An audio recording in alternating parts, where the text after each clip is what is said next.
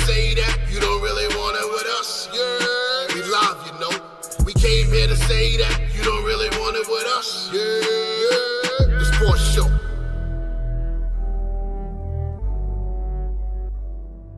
Yeah. Yerrr. Yerrr. Y'all real late with y'all years today. What's going on? I think it's just that lag on your end, bruh. I went right after Matt, and then I said that Tay was with me at the same time. We double yerred. What's going on, ladies and gentlemen? Welcome back to another episode of the Yerrr Sports Show. It is your boy, Big Baby, aka the soul of R&B. See, you did that. I'm never gonna get over that. That's great. to my right, we have BK Matt. What's going on, y'all? What's going on? To my bottom right, we have the Queen Tay. What's up, y'all? And to my bottom left, we have the voice of a generation, our statistician as well, Pete Rosado. What up, everybody? Good to have the whole family back together again. You know, we missed you, Matt, last week.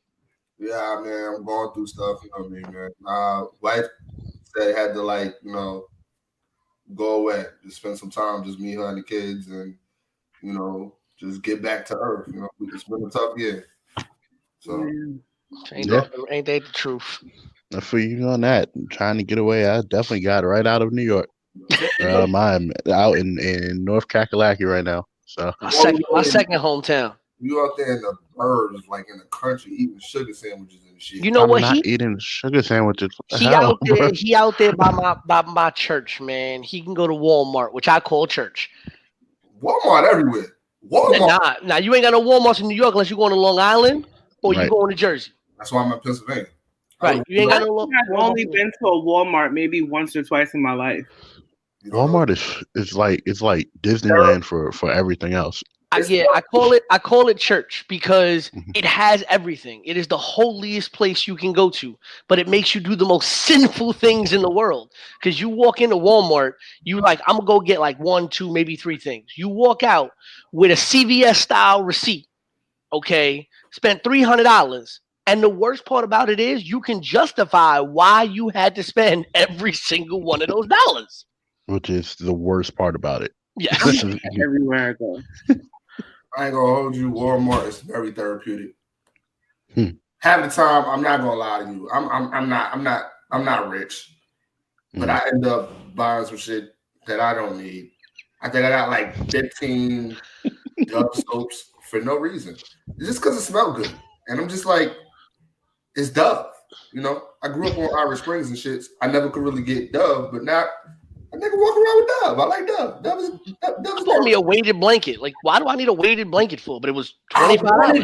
I wanted it. Told me about those weighted blankets. You see, I'm one of those people, like, I don't like anything really on me, but I have to sleep with a cover. So a weighted blanket would not do me. But my sister was like, you need to get one. I'm like, it's where I got my air fryer from, was Walmart. I can't do the air fryer, bro. It'll change your life. It'll change your life. I like fried chicken too much. So do I. And I listen, Dre, I got family in North Carolina, right? Mm-hmm. I have that Southern fried chicken. So fried food is my thing, right? But that air fryer, and I grew up in a Puerto Rican household, so fried everything, right? Mm-hmm. So the air fryer, though, it'll change your life, man, because you don't lose anything. You don't lose any of that crispiness. You just lose the oil, man. You just lose the grease. I definitely have to look into that. My chicken needs grease. Because I'm on a diet that I can only really eat meat once a week, so the fried the better. Oh, see, that'd be me. I'd be getting a T-bone steak. That once a week, I'd be getting that beautiful steak done. Whew. Yeah, no, I love a steak. So once a week, I only eat meat like once a week. I can't do it. But the steak or the fried chicken? I'm talking about the diet thing. Like, don't get me wrong. I mean, I'm not like 19 to 20 and wrestling no more and being all athletic and crap. I'm not 185, but I'm like 190 something. I hit like 200 and change when T got pregnant. I don't know how it happened. It snuck up on me. Sympathy pregnancy symptoms. Or it happened. T was money. I wasn't. I blew up to 212. I was like, what? Wait a minute. That's sympathy pregnant. That's sympathy weight. My my pop went through it with my mom when she was pregnant with my brother. Oh man, that's I told funny. her I was gonna leave her. I was like, it's because of you. Like when I was single and unhappy, I was very athletic and very, very, very healthy. I was Matt over here talking like he put on that Eddie Curry weight. Right. Boy, I was out here. I was in these streets looking like Viscera. I'm not even gonna lie to you. By the way, for any young millennials listen to us, not millennials who listen to us and don't know who Eddie Curry is, don't torture yourself. No, Eddie Curry's not a bad dude. I mean, granted, he's a captain of the all bum team. I'm not talking about his career. I'm not talking about his career. I was a Knicks fan. I knew it. I know what that hell was like. I remember. Well, so I mean, I'm not talking about that. But go ahead, Dre. We don't want to get into a lot of Knicks talk because this will turn into like a drinking episode. Somebody spells Eddie with a Y. It makes me automatically not like him. It's not his fault. It just hurts your soul, right? Like it just looks weird. This is not Eddie. Like, yeah, a real person. Like, put out Y. Right. Wow. So before we continue on, shout out to Katie and Mike from the Raw Zone. Again, they're supporters of the show, friends of the network. And let's get into a couple quick hitters. A lot of quick hitters is a segment we go through everything that's really going on in sports. So let's start with the first thing. Tampa Bay advances to the ALCS by defeating our New York Yankees 2-1 and will now face the cheating Houston Astros. And then, they were real trolls last night. After they beat the Yankees, they were playing like our signature songs. Yeah. Yes. Frank Sinatra, New York, New York, and Empire State of Mind. Because I guess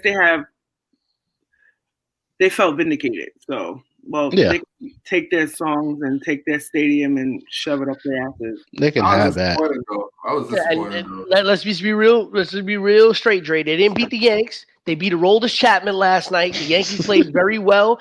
Garrett Cole, first time ever on 3 days rest, pitched a great game. Had 9 strikeouts. Right? They played a really good game. Obviously, the offense didn't perform the way we expected to perform, but that home run that was given up by Aroldis Chapman, and this is the second year in a row that Aroldis Chapman has given up a home run in this kind of a situation. In the ALDS, last year was obviously the ALCS, where he gave up that home run in the Houston series, right? So Aroldis Chapman really coming in. You're supposed to be that shutdown closer. You're supposed to be that guy. This wouldn't happen under Mo, right? And again, we can't compare everybody to Mo, but really that's who we compare people to when you're the closer in New York. And so I want to give credit. The Yankees played a great game 5. Aroldis Chapman blew that game. And obviously, when we have more time to go through the baseball playoffs on this show, we could talk about the mistakes that the Yankees did make in this series because there were a couple. But last night, they played a decent game, all things considered. Most definitely.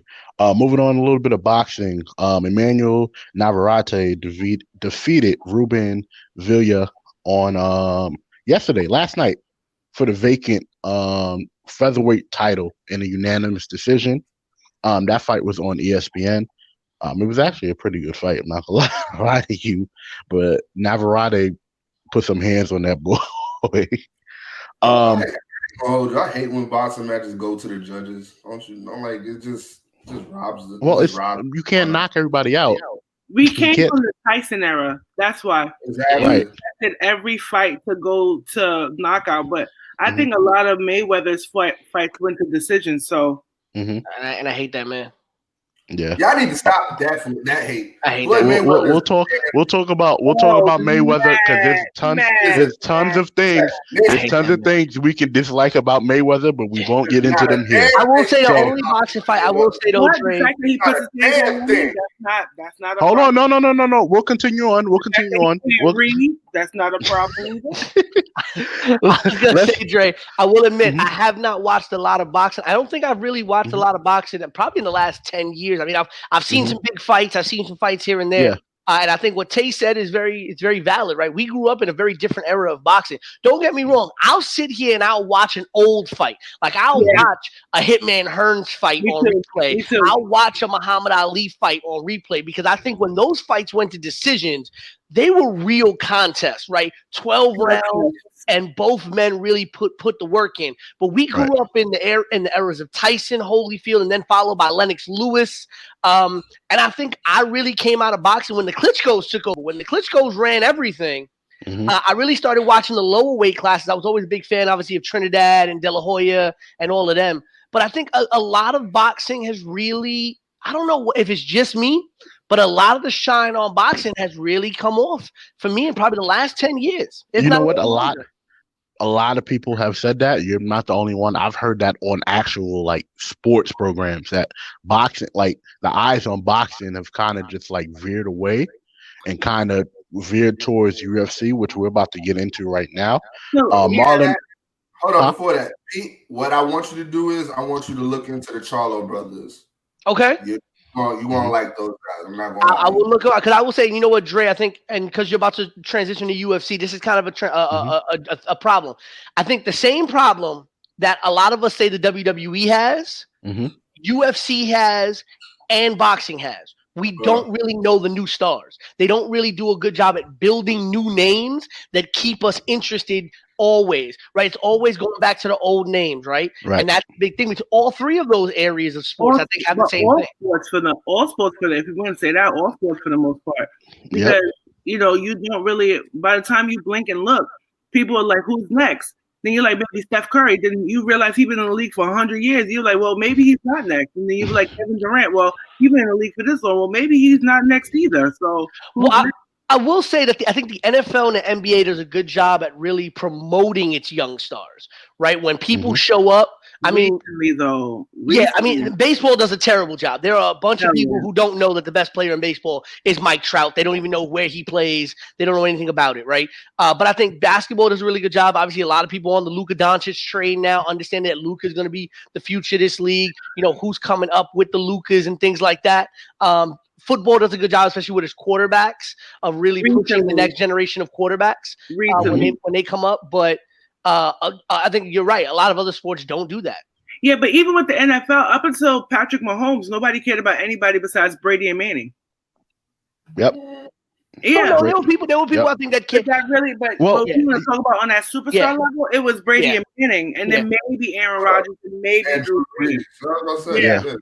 But there's still over 20-something teams in the NFL, and it's like by the time you really started to pay attention to them, their twilights are almost here. Like, true. You know, but I think that's a sports problem, and we have a shorter attention spans. But especially now that, but it's even more crazy because now we're home and still can't get into it. But go ahead, bro. So, for the UFC, Marlon Morales versus Corey Sandhagen for the bantamweight main event on UFC's Fight Island. Both these guys pretty much are trying to get back in the bantamweight title picture because of they've both had issues. One was injured, one kept losing a lot. So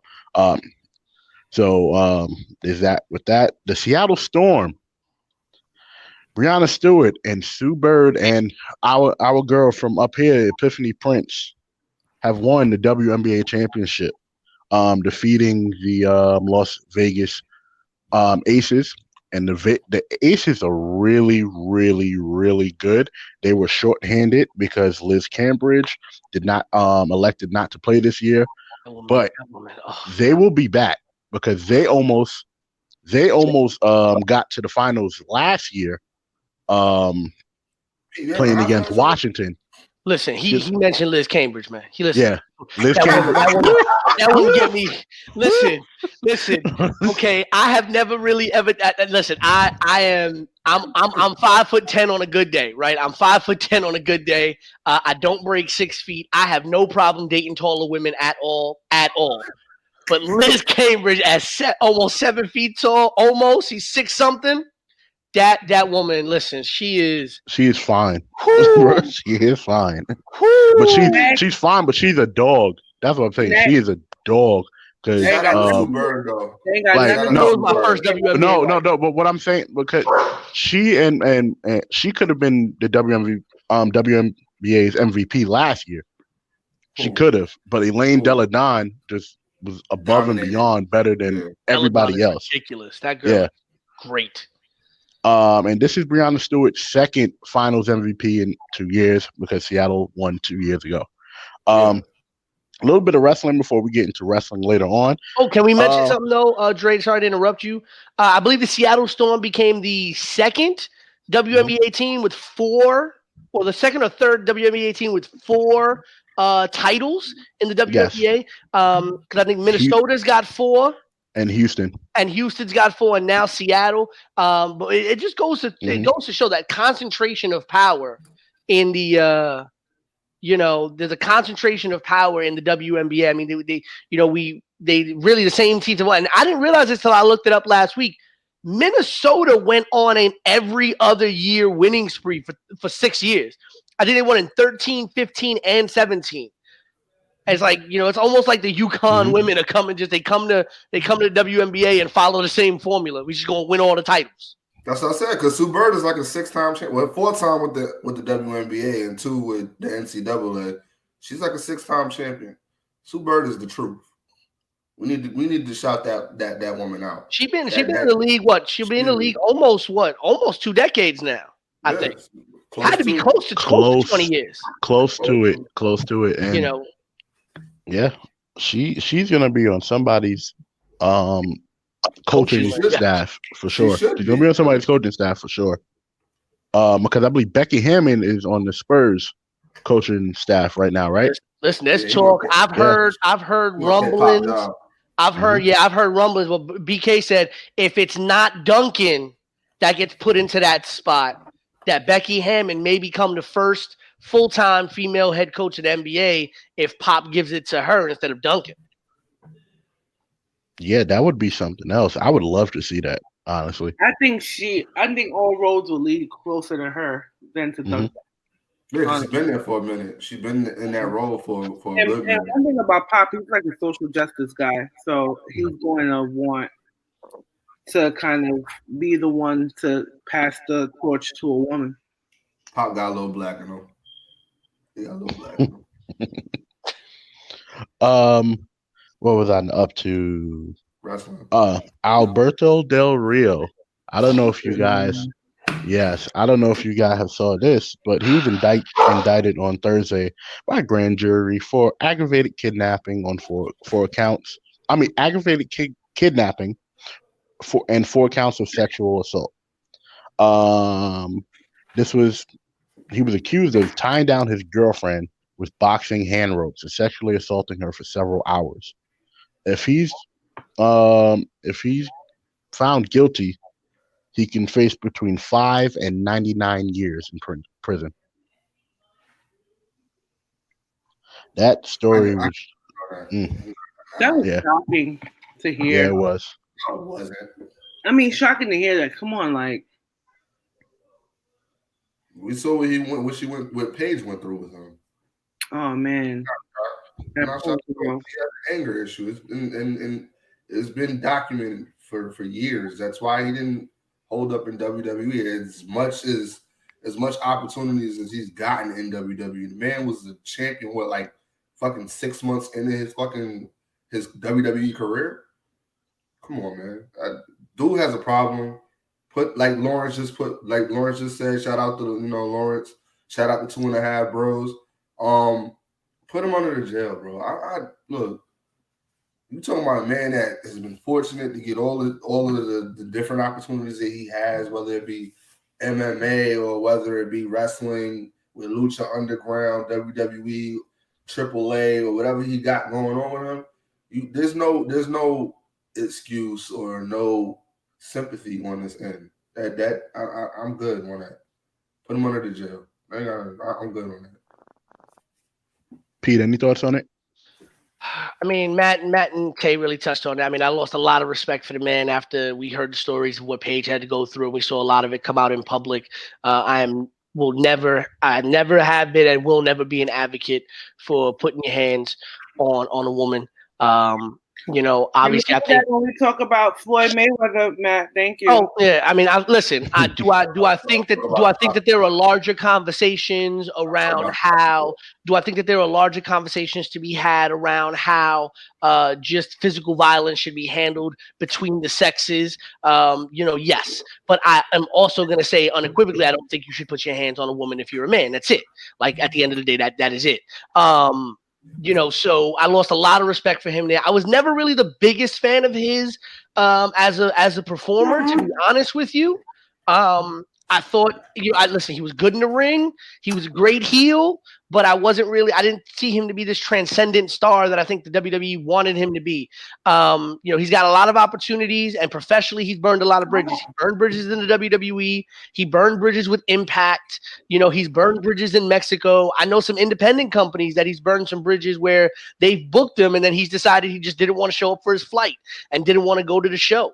But you know, required that money be sent to him beforehand, right? So professionally, he's a bit of an ass. You know, personally, from what we know about him, he's a bigger asshole. So yeah, I really agree with Matt. Put him under the jail, and that's from a guy who doesn't always believe that jail obviously always rehabs people. Yeah, I really. But this is a man that I think needs to get in there and needs to have somebody whoop his ass. Dre, can I be me? Dre, can I be me? Can I be me? I can be me. Look, fuck Alberto Del Rio, Alberto El Patron, whatever the fuck you want to call him. I don't care. You beating on women. When you get in jail, you're gonna get duct taped and butt raped. I don't give a fuck. None of that. I don't care about none of that. Have fun. I likes you and I want you. You do this the easy way or the hard way. Y'all making my editing job so much harder, bro. Nah, leave that in. I was like, leave that in. Yo, what we don't tolerate, and I want you. We not tolerating that. You ain't gonna beat up on women. I don't give a fuck. I drink. It's not going to warrant me beating on no female. I got little girls. Fuck that dude, bro. I think he has daughters too. Well, I'm sorry for them. He does. The bad part about it is, when you look at it, it's sad because when your personal life gets in the way of your talent, you get what I'm saying? But at the end of the day, like Matt said, you can't keep your hands off of women. You kidnapping people. You have a drinking and drug problem. You know what I'm saying? It's time for you to face accountability for the shit you fucked up. Nobody did it to you. You did it to yourself. 100%. And the crazy thing, he was so goddamn good in the ring. So damn good. I ain't gonna hold you. I ain't start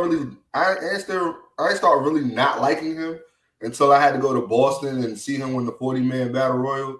But then I got into a big ass fight because I wore a Yankees jacket. It's another story for another time. We'll talk about that another time, Pete. Me and you, we'll talk about that another time. But yeah, other than that, I wore a Yankees jersey. I wore a Yankees jacket in Boston. I know it was stupid, but I did it. No, you think that's stupid? I had a scholarship offer when I was going to college. I had a scholarship offer from Tufts University, and I turned it down simply because it was in Boston, and I knew that I would probably get murked within the first week of me getting there because I'd have been the a-hole to step off the bus in Boston in a Yankee jersey, wearing a Yankee hat, with Yankee sneakers on, wearing full pinstripes. I actually said that if I ever went to a Boston game, I wanted to get a custom-made Yankee jersey that on the back was split into 3 rows, and it said, Babe, Bucky, Boom. I'm not going to lie to you. I wore the Yankees jacket because it matched with my 13s. The blue, gray, and white one. That's the only reason I wore it. One of my favorite ones, but I wasn't thinking. I probably would have thought different. I probably would have worn something different, but I wasn't thinking. I was just more or less like, shit, I'm going to Boston. I had this change subject. Change subject. Next. Mm-hmm. Next topic. In hockey, the Tampa Bay Lightning have defeated the Dallas Stars for their second Stanley Cup championship. They won the last time they won. It was in the 03-04 season. So shout outs to them. some more information that Peter sent us earlier. Shouts to him again. 19-year-old unseeded tennis player.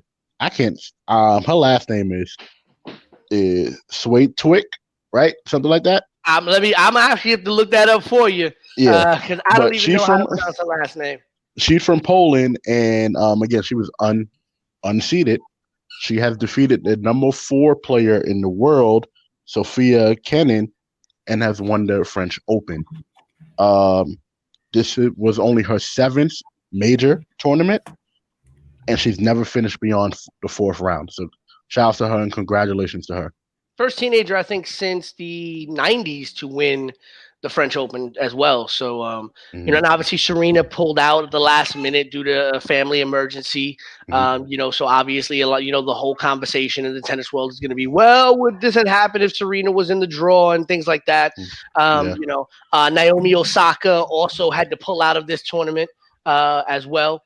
And she's honestly one of my favorite young tennis players. Naomi Osaka, Coco Gauff, really have 2 of my favorite tennis players right now. My stepmother is the big tennis aficionados. I mean, my stepmother could probably tell you everything about this young 19-year-old that you need to know. That's how much of a tennis fan she is. But it's very interesting because we know, like we said when we were talking in the group chat yesterday, everything that happens in like an NBA Finals game right now is going to be about LeBron. No matter if it has nothing to do with LeBron, the conversation is always going to be about LeBron, right? And the conversation around this French Open is always going to be about, well, if Osaka and Serena had played, how would this have been different? Yes, I agree. I agree. And just a quick update. I don't know if he's going to this, but Delonte West, Mark Cuban posted a really inspiring photo showing that Delonte is taking really positive steps towards his recovery. And Darryl Strawberry offered to be his sober coach. I don't necessarily know if that's a great thing, but Straw's really turned his. No comment. Mark Cuban's a real one, though. But let's be real though. Mark Cuban's a real one though. Like Mark Cuban, saw what was happening with Delonte and went out there. And I believe when the story first broke, he went out, was searching around the city of Dallas for him in his own car, picked him up, brought him to his own house, and said, "I will pay for everything. You just got to follow through on it." So I got to give respect to Cuban because he didn't have to do it, right? He didn't have to. So hold on, he was in Dallas. I thought he was in Cleveland.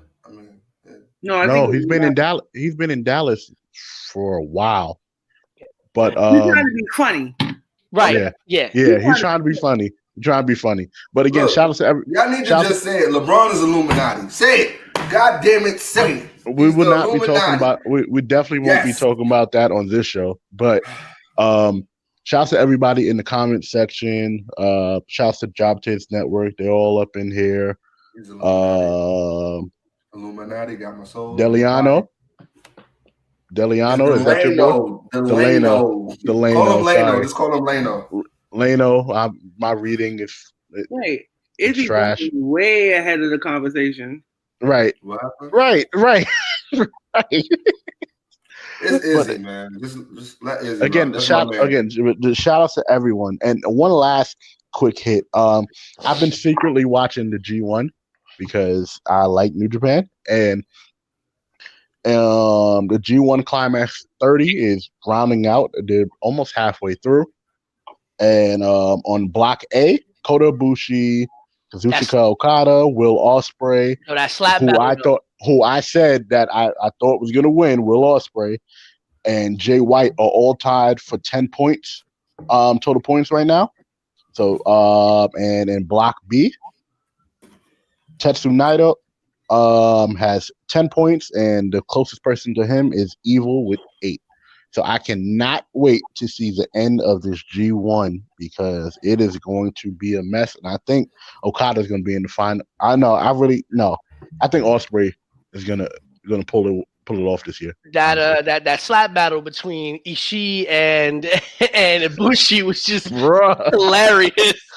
I love, because it's funny because New Japan has this way of being able to do really ridiculous stuff, but make it also seem very serious at the same time.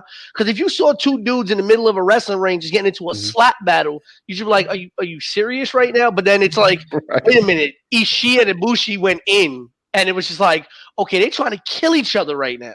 And Ishii looks like he hit hard as hell, bro. That man, that there's a reason that man is called the Stone Pitbull for a reason. Right. And that was our quick hitters. So let's get into, let's get into today's topics, right? So let's talk about this Heat game. Let's talk about this NBA Finals game, y'all. We've been talking about it most of the night, but you just want me and Tavia to argue. I don't. We're on the same page. I don't want it's a topic in the show. I know, I'm just saying. We're on the same page. Let's just be honest. The 3 top takeaways that I took from last night's game, right? Mm-hmm. Number 1, Jimmy Butler has to play 55 minutes of a 48-minute game in order for them to win this series. That's number 1. What's so bad about that? My boy was tired last night. Mm-hmm. And what I want to kind of say is that Jimmy Butler is underrated. Some people are like he's not. Now we clapping for Jimmy Butler. All right. Cool. Now, mind you, I don't like the Heat. Everybody knows I'll never like the Heat, never root for the Heat. I've been bitter about the Heat since 1995 when Pat Riley was the Knicks for the Heat. But my second takeaway is that the Heat have a hard time, and I've been saying this since the other series that they've played in. The Heat have a hard time maintaining momentum throughout a game. So when you look at a game with them for the first quarter, second quarter, you get what I'm saying, even early third quarter, you think they have control of the tempo, control of the lead, and then next thing you know, you turn back, they're down by 3 points. So this has happened so consistently. Now the problem I feel with this is you could play those games with Boston, you could play those games with other teams, but it's going to be very hard for you to kind of get that next shot at LeBron and hit. You get what I'm saying? So that's what scares me. And the third thing is that people just feel like LeBron is supposed to draw all 4 defenders to him, then shoot the shot, get the rebound, then pass it to his team and draw the foul and pick everybody up McDonald's at the same time. We forget that basketball is a team sport. And last night, his team was he pulled as usual. He took the team on his back, and nobody was there to kind of follow through. So those are my 3 takeaways.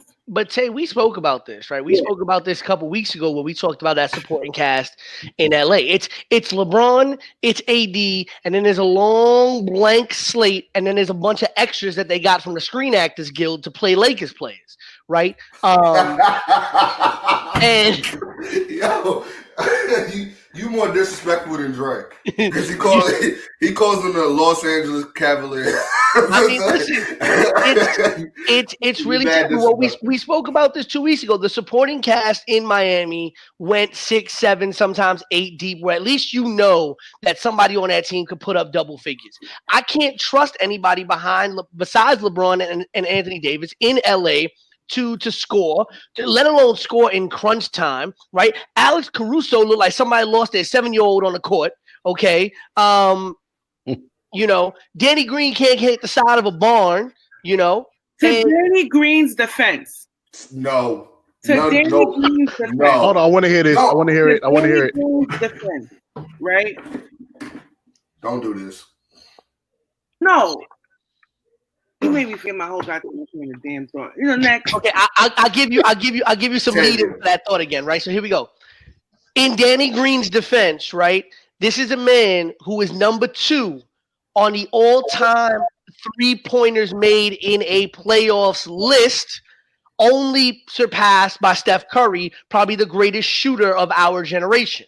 Light-skinned Jesus. So when we talk about that, there is no in defense of Danny Green because you were brought in to LA because of the way you shot threes when you were in the playoffs with San Antonio, and the way you shot threes when you were in the playoffs with Toronto, right. and you were brought in to be the specialist. And when you're that wide open, when you're that. Listen, even the worst players on a good day can make that three. That's not fair. That wide open. Some shots you got, some shots you don't. That was it's true. Tavy, do you realize Rajon Rondo's hitting threes in this goddamn series? It doesn't go in all the time. That's why people you don't. The thing is, at the end of the day, it was the right play. Because this is my first time saying his name on the podcast. Where was Kuzma all night? Where was he? I was getting to that. I'm getting to that. Well, that's where I want to go, Tay. When you're done, that's where I want to go. It was the right play. You get what I'm saying? And to be honest with you, I would have thought the shot went in, but it didn't. This is where I want to pivot to, right? Because Dre, we all were talking about this last night for a good 3-4 hours after the game ended, right? So Tay is correct in that based on the play that was called and the play that was run, LeBron James passing to a wide open Danny Green at the top of the key, for a long time considered one of the primo spots for 3-point shooters outside of the corners, okay, was the right play. But my argument since last night has been that should not have been the play that was called. When you have, and I get that Anthony Davis was a little hobbled, right? But when you have LeBron James, who is the king, right? The king LeBron James. And when you she calls him the king. She calls him the king. The king. And you have Anthony Davis. I've never. Oh my! You never call him the king. The king with all the rings. That's what you said. And I'm watching with the rings. And I'm watching, and that's the thing. And I'm watching the comment section as I say this. And Sadiq, and I'm sorry if I said your name wrong, brother, but Sadiq said it right. Just call him asshole. That's what I call him. Kobe. Tay's most hated player in all time. MJ. Dirk, anybody who considers himself. At the MJ point. I'm gonna stop you there. Hold on. Let me finish the point. Hold on. I knew it. Hold on. Let me just finish the point. Tay, hold on. Let him finish. I want to hear this too. Michael Jordan. I know what he's gonna say. He said they would have all took the shot. Yes. Okay. How? How was LeBron? I just want to know. No. Not that shot. Not that shot. X's and O's. Everybody in America, in Croatia, on Mars knows that the entire roster, Pat Riley, Alonzo Mourning, right, fucking Tim Hardaway, more than his 7 kidneys, they were gonna come and guard LeBron. Everybody knew this. You get what I'm saying? Everybody. So this is what I'm saying, right? And there's no play that their coach Vogel could have come up with that would not have had 4 Heat players on LeBron James, because they were not scared of nobody else on that court. There was 1.1 seconds left, and they was like, you know what? I don't give a shit which other one of these scrubs get the ball, as long as LeBron don't get the ball. And listen, do I agree? Do I agree with Tay? Pete, before you get to your point, because Jordan did the same play, and what did Jordan do? Jordan popped out the curve. Steve Kerr knocked down the shot. It was okay for Jordan to pop out the curve, right? But how many times? Hold on, Pete. Before you get to your point, I'm sorry. Before you get to your point, I want to hear from Matt, because Matt's been sitting on his hands about this. So Matt, please tell me. So boom, I agree with Tavia. It wasn't a bad play. That is the right play to make if you're driving down the lane and you have 4 defenders on you and you're looking for a foul. Let me finish. Tavia. Let's be real. Tavia, how many fouls you look for and got? Tavia, let me foul. He won the game because of a foul. That wasn't. It was a questionable call. But anyway, let me finish. No. He was looking for the foul, and then when he realized the foul wasn't there, and he was damn near out of bounds, he kicked it to Danny Green. Now, like Pete said, this is what you were brought in to LA for. $7-something million that you're making for this 1 year that you're in LA to help LeBron get a ring. Because we know LeBron thrives. LeBron thrives on that driving kick. He needs to be surrounded by three-point shooters. This is why Rajon Rondo is now delegated to a damn shooter. So, right play, wrong person to send it to. But I also want to say, look, and I'm not going to say my homegirl Christina, one of my oldest friends who's watching with us. I'm not going to sit here and say that Pete, I want you to have the last word. I'm not going to say that Tavia's wrong. The last word. I ain't even finished my take. Oh, go ahead, BK. God damn it. I've been on load management for 2 weeks. I got something to say. God damn it. You had a lot in that chat. You like Kyrie could have taken that and made we that. We getting there. Danny Green is a fucking bum. I'm sorry. He would have got back Kyrie somehow. He needs to fucking go. Kyle Kuzma has been trash for as long as I remember. And I'm like sitting there thinking, shit, you should have kept Brandon Ingram and gave away Kyle Kuzma, but you thought the diamond was in Kyle Kuzma. It's not. 21 minutes in play and 7 points. It's not cutting it, bro. In the finals, it's not. That's unheard of. And what could have been a closeout game is unheard of. And you know, to be honest with you, at the end of the day, Green was still the right person to go to. And when you say somebody was, but the thing is, no. KCP has been consistent this whole series. KCP was the person they should have gave that ball to. Been Green. Pete just gave us the stats, right? When you look at 40% game winners, that is still a low percentage of shots that's going to go in, right? So you know when he pulls up to the three, right, there's a 40% chance that it's going to go in, which means that there's a 60% chance that it's not going to go in. So I'm going to take my chance with that 40% above somebody else's 23%, 17%, 32%. You get what I'm saying? And I think that if they would have had maybe a couple of more seconds on the clock, he could have had a chance to set his feet a little better to make a better shot. Now, can I argue that point? And this is my problem that I've been having for years, arguing with a lot of basketball statistical warriors. That's what I call them. Stats cannot always give you the details of every part of the game. Now, if a man is hot, no, it's not, because I could be a bum for 3 games, but in game 4, if I'm hot, give me the ball. Statistics is not going to show that. Just like you said, he shot, 40% on it? That doesn't dictate how he played in the series. He's been playing like shit. Not even just the series. He's been playing like shit the whole bubble. Yeah, but at the end of the day, I would have still given him the ball. I mean, I wouldn't have. KCP had 16 points. He was hot the whole game. Right, but Matt, him the ball. You're also, and why am I forgetting the word here? You're being hypocritical to your own point, right? Because you said it when you started this. Denny Green is being paid $7 million a year to be a 3-point shooter for the LA Lakers. That is what he is brought in to be. He's being paid $7 million a year to be a perimeter shooter. Okay. To be a very, very, very low budget version of what, LeBron had in Miami around the perimeter, right? So because of that, and because he is a 40% 3-point shooter in the playoffs, the ball is going to go to him in that situation again.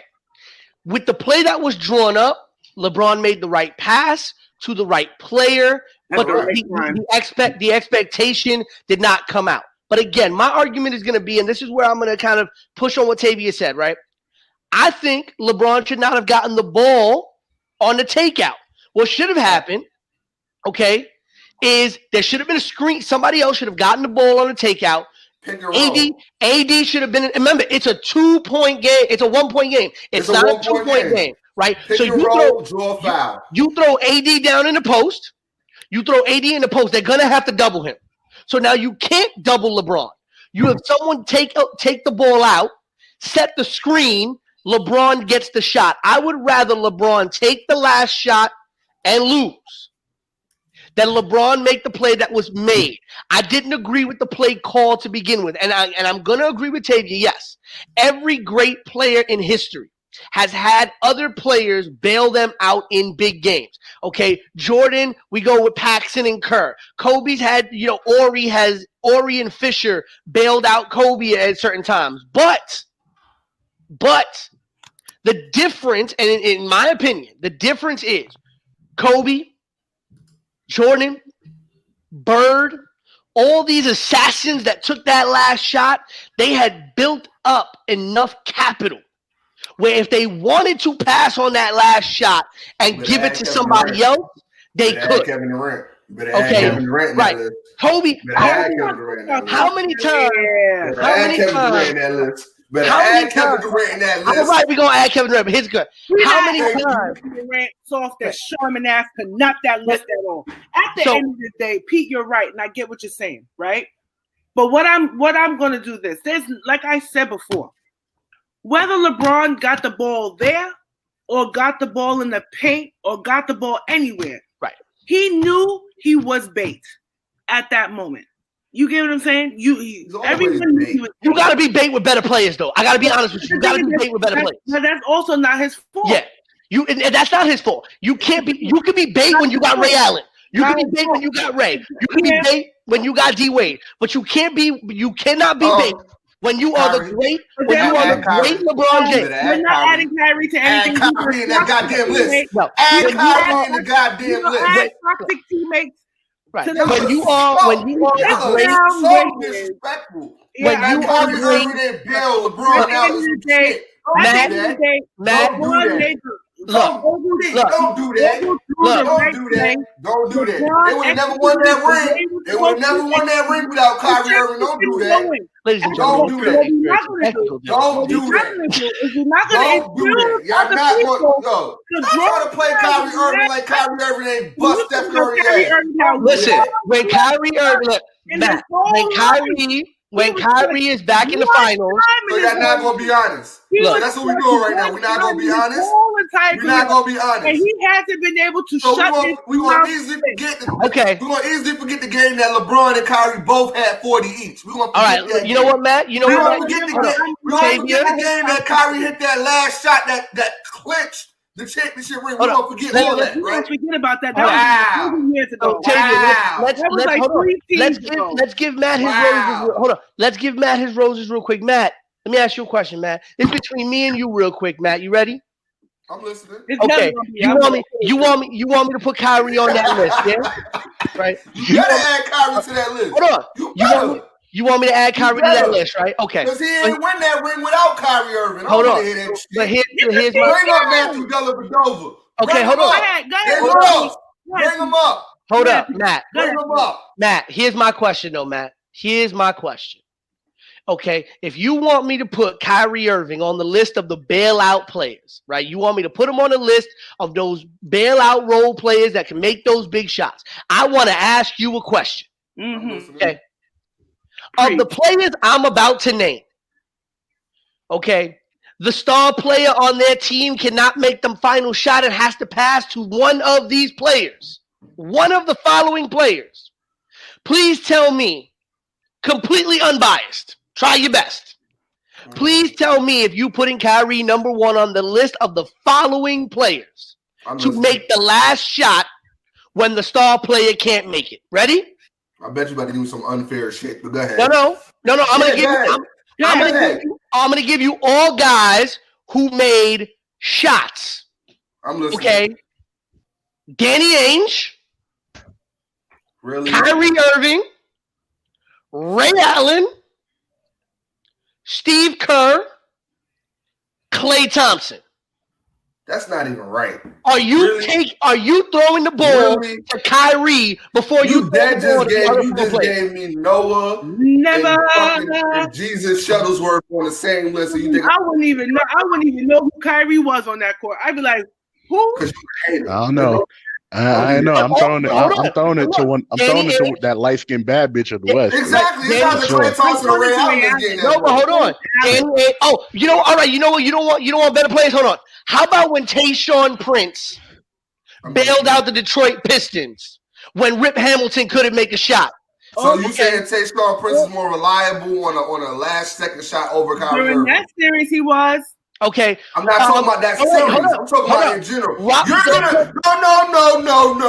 Let's talk about how many times. You open this can of worms. Let's talk about how many times Big Shot Bob. No, Pete. Big Shot Bob. You open this can, Pete. Don't do it, Pete. So you mean to tell me you trust Tayshaun Prince? If you got 12 seconds on the clock, you choose Tayshaun Prince to make the last play over Kyrie Irving? Yes. If it's a jumper? If it's a jumper? Yes. No. Yeah. 10 seconds to make a play. You choose Tayshaun Prince over Kyrie Irving? If it's a spot-up jumper, yes. Yo, that is bullshit. If it's a spot-up jumper, yes. Stop. Tayshaun Prince ain't never averaged over fucking 20 in his life. Stop. Yeah. You need to No one said nothing about that. Kyrie averages is 7 dumbass things that come out his mouth. No one said nothing. Is that what you're doing right now? Ray, take us home. Wow. Next. No one said nothing about. No one said nothing about averaging 20. But you know what? I would take Tayshaun Prince. I would take Robert Horry. I would take Robert Horry. Next time we're on a studio, I'm bringing you some cinnamon bites. That's what I said. Spot up on a spot up. You just chose Tayshaun Prince over Kyrie Irving. Next. On a spot up bailout shot, yes. Dre, mute their asses. We going next. You should be banned from New York for saying some shit like that. Tayshaun Prince? So. I'm here. Tayshaun Prince. So. How you doing? While we're on the topic of Tayshaun Prince, of Tayshaun Prince and lanky forwards, Stephen A. Smith thinks Giannis, I'm about to leave. If you bring up Giannis, I'm leaving. I don't want to hear nothing about Who's Giannis. bringing him up? You said lanky forwards. You said lanky forwards. I'm sorry. Yeah, ill. No. Yo, we're not talking about him. No. We're not talking about overrated. We're not talking about overrated MVP. Not that show. But let's talk about what Stephen A. Smith and Kendrick Perkins got into on First Take. Apparently, Stephen A. Smith thinks there is no gap between KD and Bron, but Perk thinks that there is. Pete, I'm going to start with you on this one. Am I? Do you think? Am I allowed to be do you PC, think? Or I got to be PC, or I can be me? You gonna let me finish? You gonna let me finish? Huh? Oh. Say what you said. You gonna let me finish? Say what you said. Let's be PC. Oh, so you already talked about somebody getting. Never mind, forget it. Pete, what are your thoughts on that comment? You gonna have to cut that part out. What are your thoughts on not what Matt said earlier about somebody being the booty warrior, but I'm talking about Stephen A. KD and LeBron. Is there a gap? If so, if not, why? Okay. So it's a very convoluted question, and I think that's where a lot of the argument comes in, right? Because when you look at resumes, obviously there is a huge gap between LeBron James and Kevin Durant. When you look at resumes, when you look at accolades, when you look at the awards that they've won in the NBA, right? When you look at titles, obviously there's a gap. But when I'm looking at talent, when I'm looking at skill level, when I'm looking at if I had to pick somebody to start a team with, in my opinion, you can't go wrong with picking either LeBron or Kevin Durant as like your number one guy to build your team around as your star player. Obviously, I think LeBron James is a bit more versatile because you're looking at a guy who can legitimately, at his size, both height and his strength, could legitimately play 1 to 5, in my opinion. He doesn't have the size to necessarily be a center, but his athleticism and his ability, he can play a stretch 5 in today's NBA, right? I think a guy like Kevin Durant obviously is a 3-4-5. He has the shooting style and ability of a 2-guard. Right? No, he has the shooting ability and the style of a 2-guard, but he has the body. He shoots like a 2, Matt. But you're exactly not why I said 2, 3, 4, right. 5. But you're not putting, just like you're not putting Dirk, who shot like a 2 guard. You're not putting Dirk as a 7-footer at the 2, right? You're just not doing it, right?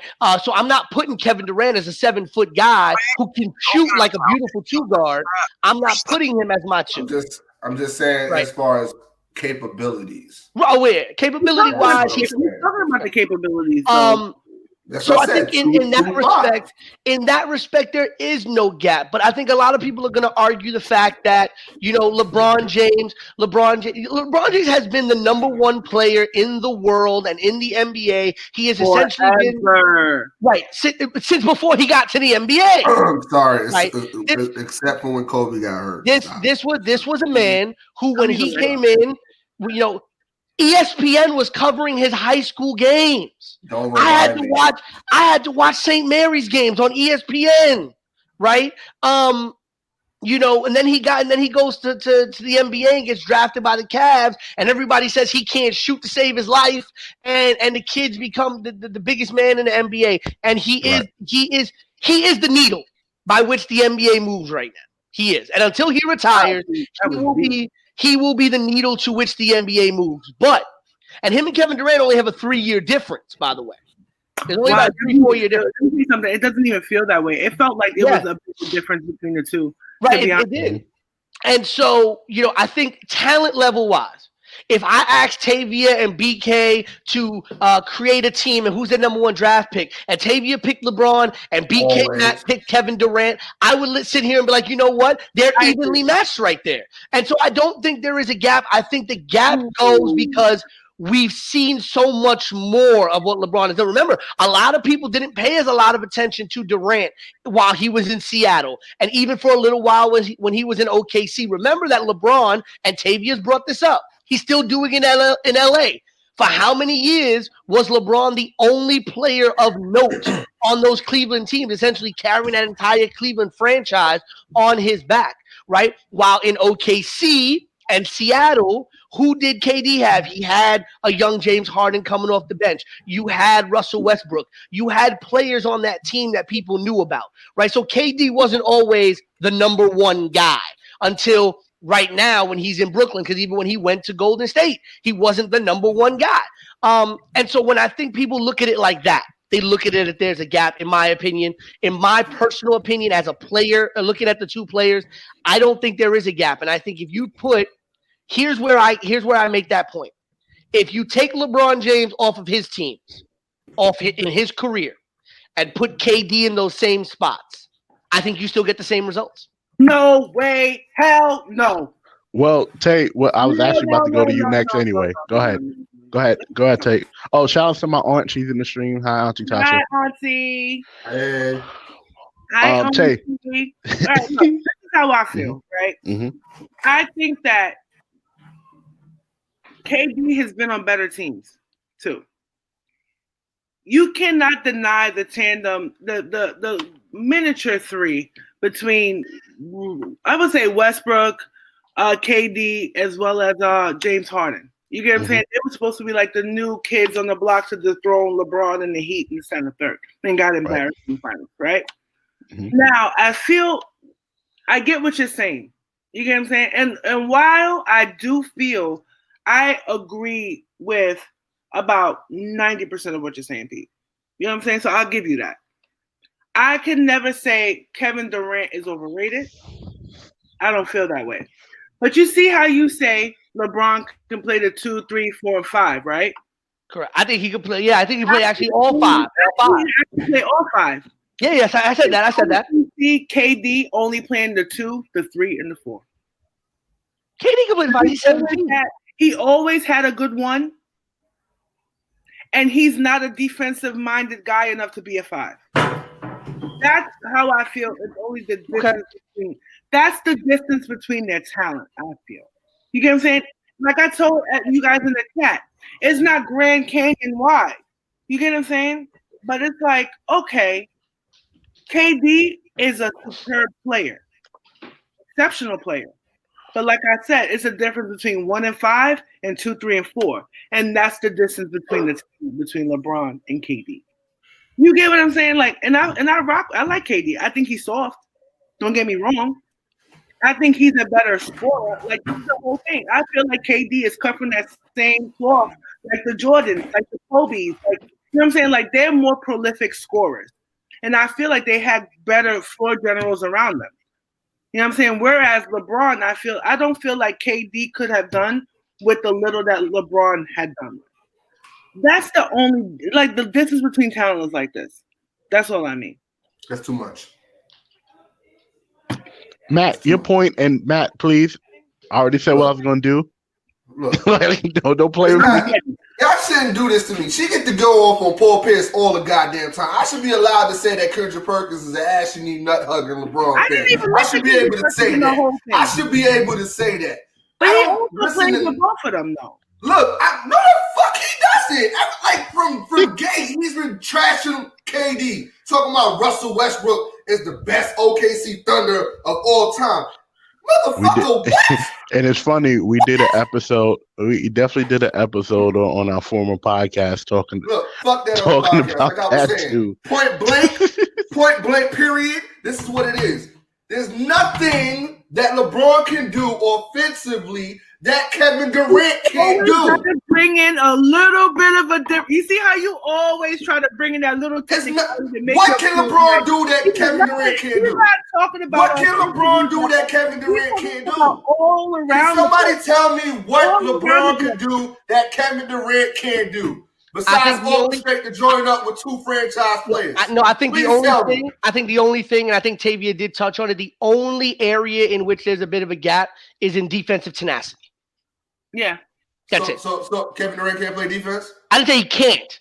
I said he's not as tenacious. You're not going to see Kevin Durant do the chase down blocks that LeBron's been doing his entire career. You're not. You're not going to see that. So we're gonna marginalize this. Oh no! You just said, "Is there anything that can't be done?" I just answered that question. No, but you just said, all right. So I'm not saying that means there's a gap between them. I'm just saying that's one thing. That's one point. Besides his resume, what separates them two? No, I said that separated. When they're playing head to head, I'm choosing KD over LeBron. I'm sorry. The stats. I sent you you had a whole week. I knew this was coming. You had 5 days. I put in the chat, right? Their head-to-head records and how they played against each other. Mm-hmm. Now, granted, KD has always had better teams than LeBron. Except for that Heat team. Stop. KD has always had better. Let me tell you something. People shit on Russell Westbrook, and I hate that shit. Y'all want nobody's shitting on Russell Westbrook. We're not gonna marginalize it and make it seem like Russell Westbrook is the best point guard ever. He's not. Act like that Thunder team wasn't the fucking problem. We're not gonna sit the Miami Heat team was a fucking problem. Yeah, okay, but we're not gonna sit here and act like who won that series. But the thing is, what I'm saying is, who won that series, Tay? KD has traditionally been on better stacked teams. I said apart from the Heat and LeBron.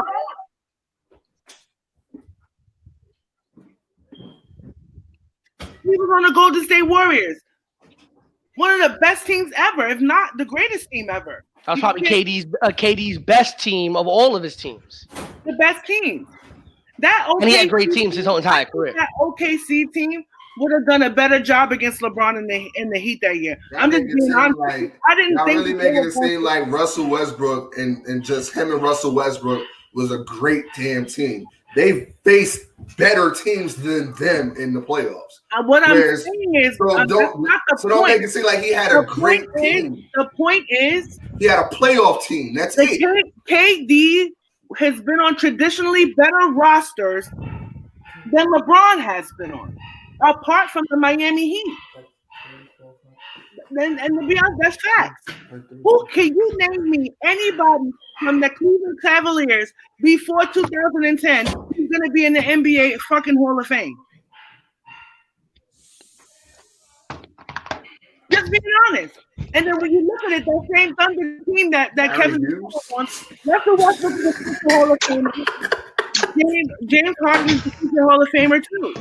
So let's just be real here. James Harden is not the same James Harden that we saw. The talent is this far.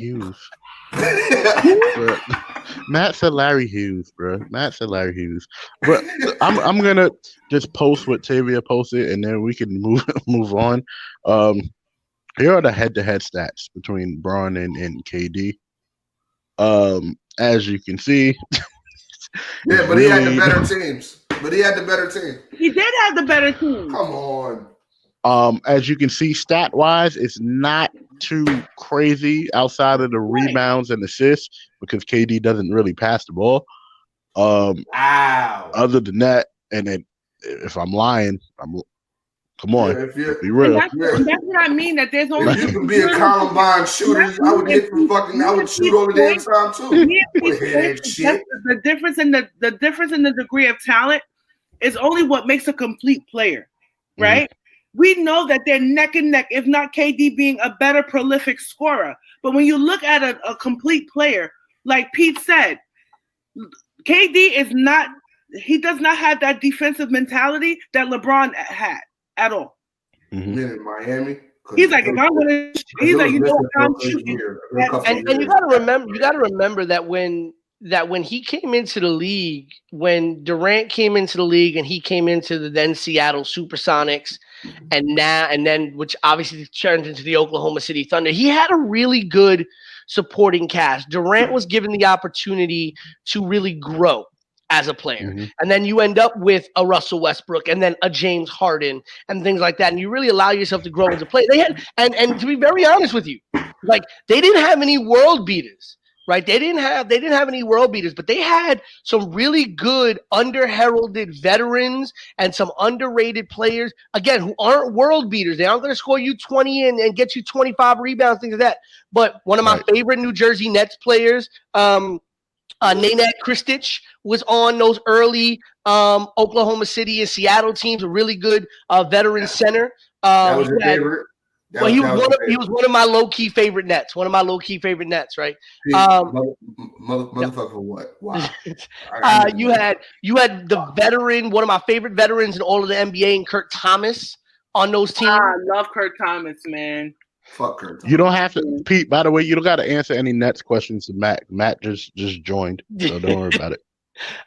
You had guys like Nick Collison on those teams, so you had guys on those teams that were veterans who could take a little bit off the load off of a KD. Again, Collison isn't a world beater. Kristich isn't a world beater. Kristich was going to give you 10 and 10 on a given night. Collison could give you double-digit rebounds or could go off and get 10 to 12 points, right? And then you had defensive guys like Thabo Sefolosha on those teams. And other people around them that could really chip in. And so Durant, I think for a very, very long time, this is not to say that Durant was underrated. No. I think for a very, very long time, Durant was unheralded. And the reason is because Durant has never been the only guy on his team. Right? LeBron, for the entirety of his beginning of his career in Cleveland. You better add the beginning part. You better add the beginning part. LeBron, for the entire beginning part of his career, was the only guy in Cleveland, even when they had, the aged wonder that was Shaq. Right? He was. Shout out to Larry Hughes. Stop it. Stop. Because if you're going to say shout out to Larry Hughes on those early Cavs teams, if you're going to say shout out to Ricky Davis, okay, let's not do this. Right. Shout out to Mo Williams. Shout out to Drew Gooden. Right. Shout out to Drew Gooden. And Jamario Moon. And Ilgauskas, that was my nigga too. Ilgauskas was very Booby Gibson. Shout out to Booby Gibson. Booby Gibson was that man. The two players that I will always love from Cleveland. The two Cleveland Cavaliers that I will always love was Zydrunas Ilgauskas and Anderson Varejao. Varejao was that energy dude that came off that bench and really hyped that team up. And I really got mad.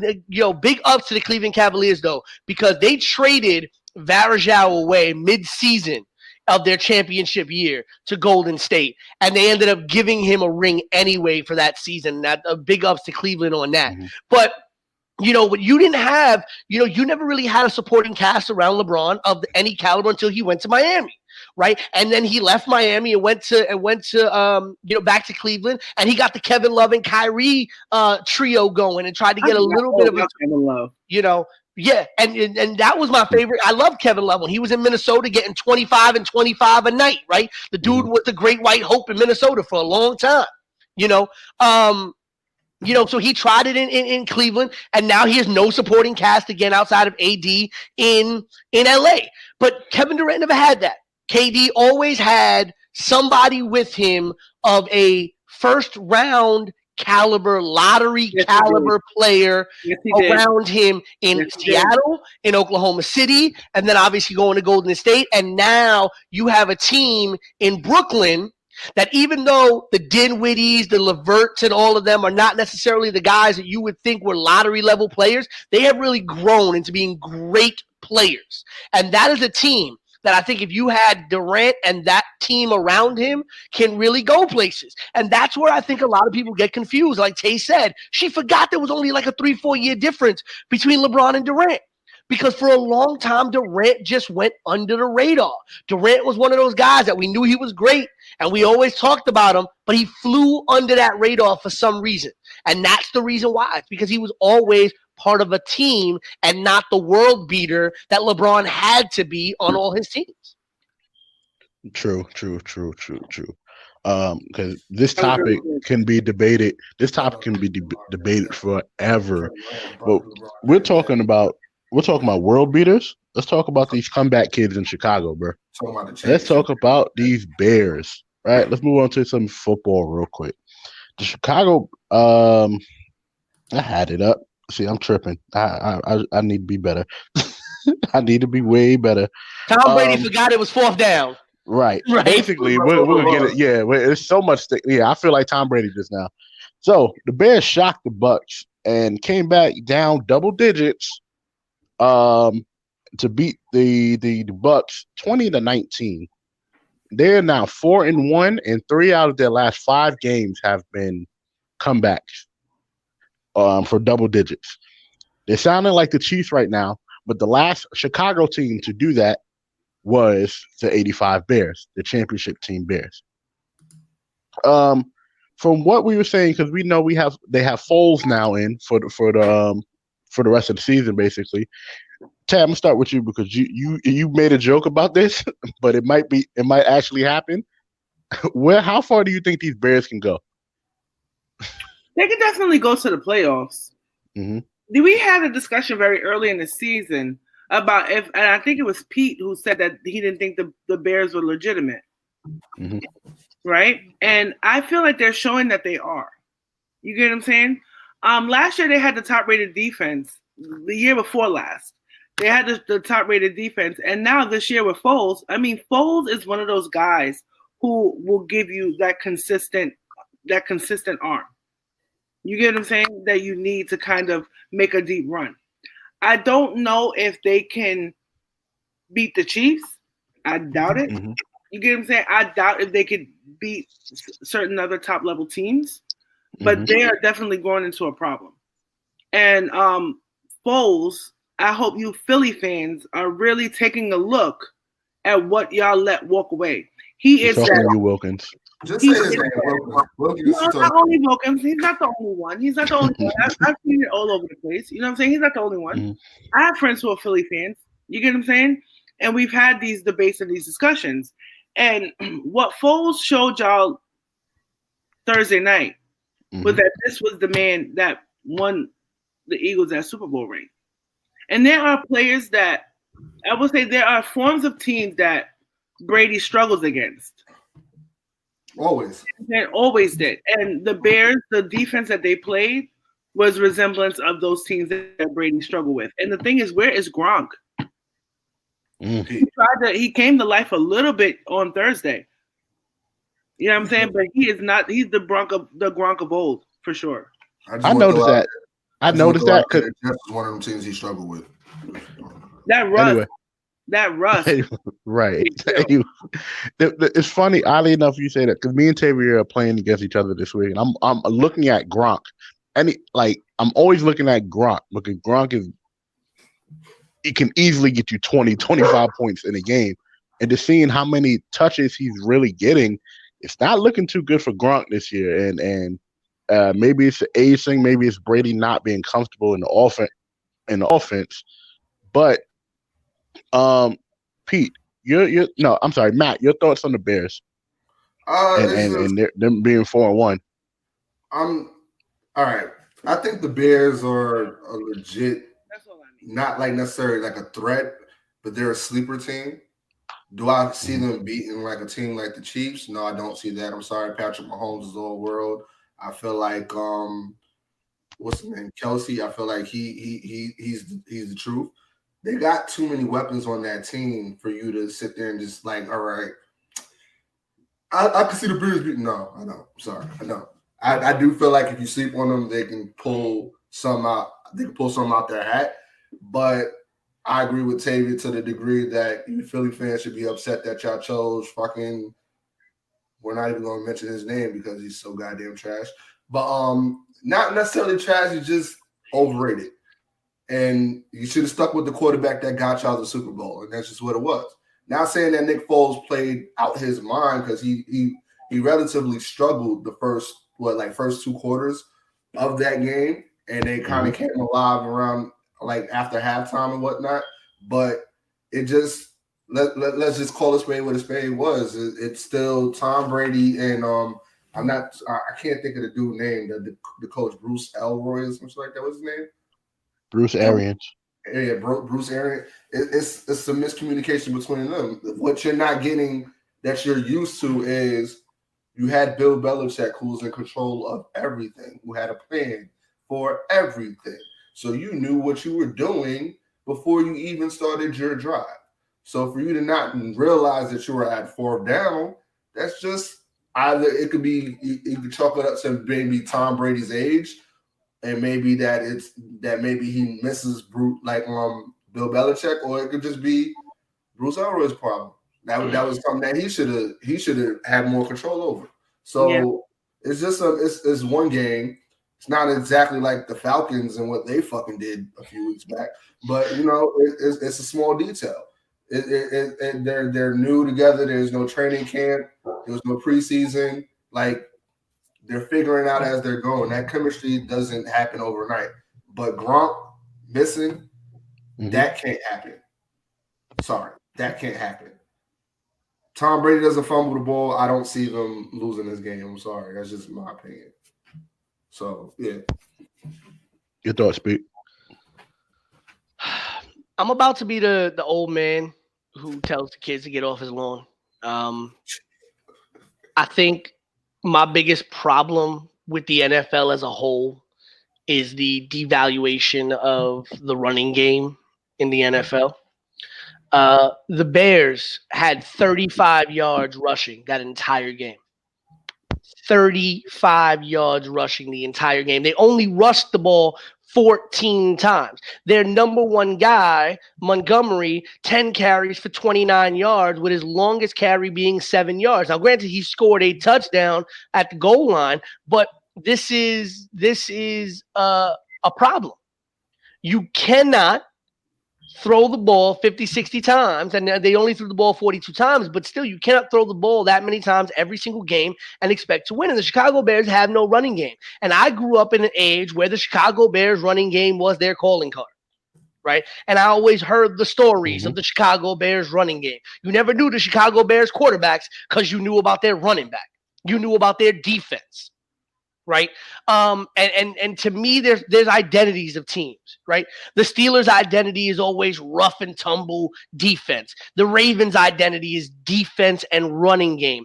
The Packers' identity is throwing the ball and the frozen tundra that is Lambeau Field. You're not beating them at home, and they will outshoot you in any game, right? Teams have identities. And the identity of the Bears is defense and run the ball down your throat until you're choking up touchdowns because we run it too many damn times. And the quarterback being able to make the plays that they need to make to put the team in positions to win the game. The Bears won that game because Tampa Bay screwed up. Okay, the Bears won that game because Tampa Bay screwed up. The Bears should be 3-2, not 4-1. Okay, I still don't think the Bears are legitimate. I do think that Nick Foles is a better quarterback option. I do think that. But again, we have to get into. I think that we have to get into a lot of questions over what is the quarterback situation going to be in Chicago moving forward. What is the coach situation? Because I don't think that coach who's in Chicago has been shown to be as heralded as he was supposed to be. I believe he was the #1 offensive coach in the CFL that they brought in. And obviously the offense of the Bears has not been this wondrous machine. So there are a lot of questions with this Bears team, but I think the larger question just goes to just the state of the NFL and the disappearance of the running game, the disappearance of the star running back, the disappearance of give the running back the rock, let him run it 20 times, let it bust him down your throat, and then let the quarterback make the passes they need to make to put the team in a position they need to win. It's always easier to win the game when you're doing 2nd and 2, 3rd and 1 than when you're at 3rd and 10. Okay. And I'm tired of teams constantly going into passing formations on 1st and 2nd down. Listen, I'm not saying you got to bring back the days of the I formation football. I'm not saying that.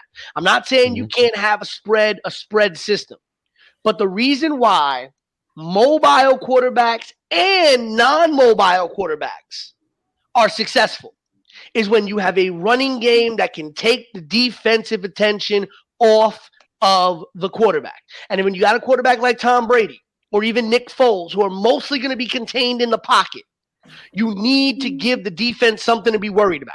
And if they don't have a running game to be worried about, they're going to, in the words of my favorite football coach of all time, well, my second favorite football coach, because he's not Denzel, we are going to blitz all night, right? That is what we're going to do. If you don't have a running game, I'm going to blitz you all night. Ain't gonna work against the Chiefs though. Right? No, it's not gonna work against the Chiefs because Mahomes can run the ball. But again, the Chiefs also have a running game.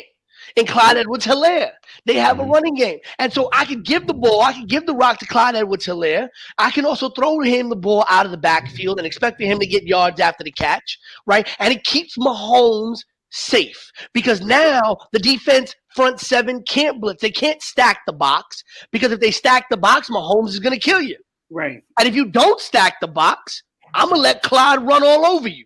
You can't say that in Chicago. Now, Ronald Jones had a great game, had over 100 yards rushing for Tampa Bay.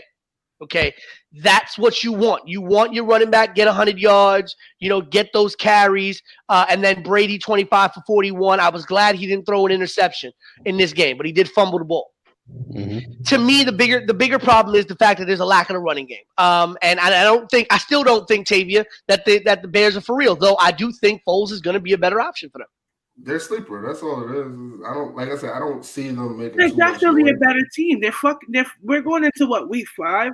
No, they're a better team with Foles as the quarterback, but I don't think they are for real as a team. I think these Bears remind me a lot of the Rex Grossman Bears, right? Of those days. Remember, and I brought this up a couple weeks ago. Remember that game when the Bears played Arizona and Arizona had them beat going into halftime? And then all of a sudden, Arizona fumbled that game away, threw a couple of interceptions, made a bunch of dumb plays, and the Bears came back, but the Bears had a horrendous offensive stat sheet. And Denny and Denny Green, God rest his soul, when the iconic post-game news conference, he said, what is it? They are who we thought they were, and we let them off the hook, right? And I think that these Bears are very similar to those Bears. They're not a great team. They're not a great team. I never said they were a great team. No, I didn't say you did. I didn't say you did. They're just not a great team. They have a lot of holes. Foles is going to be a better option at quarterback, but they still have a lot of holes as a team, and I don't see them being a legitimate team moving forward. Copy that. Yeah. They are better than the Jets and the Giants, though. Come on, man. Of course, you had to throw that in, didn't you? I'm a Jets fan, and I'm saying the Bears are better than us. Do you know how much that hurts? Do you know how much that hurts?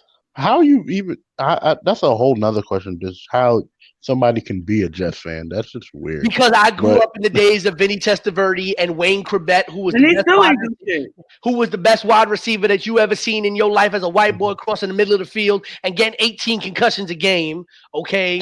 I remember when we had Lavernius Coles and Santana Moss. We had both of them. And we were making the AFC Championship. We had Chad. We had Chad okay. Chad All right. Pennington, Curtis Martin. We had a great offensive line. We had a really good defensive line as well. We had a really solid team for a long time under the Mr. tutelage Fumble. of Herman. Listen, we don't talk about Mark Sanchez. We don't talk about Mark Sanchez in these parts. We don't do that. But as we move on, we're gonna do our Yerrr Sports Show pick 5. These are quick picks for the week, and we're gonna start counting and then seeing who will have bragging rights at the end of this football season about their picks. So starting from this week, the 5 games we have: Vikings, Seahawks. So quick pick. Who's winning? Who's losing? We're gonna go clockwise. So Matt, start with you. Seahawks. Vikings, Seahawks. Seahawks as well. Okay. Get that down for me, Peter. So all right, and I say I was about to say, are you not picking? Oh no, I was about to. And I say Seahawks as well. All right, we all said Seahawks. So everybody says Seahawks, right? Broncos, Pats. I'm gonna go with the Broncos because there's a lot of cases on the Patriots. So I'm going with the Broncos. Mm-hmm. Hold on, let me get this down here. I'm gonna go with the Patriots. Okay. Hold on. We got Matt. Got the Patriots. No, Matt got the Broncos. Matt got the Broncos. So he has the Pats.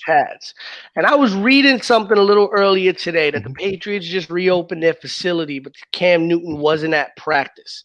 Because he has to quarantine still. He has another week. Yeah, and they don't know if he'll. Well, no, they don't know if he won't be able to practice. I think that he'll be. That they might be okay.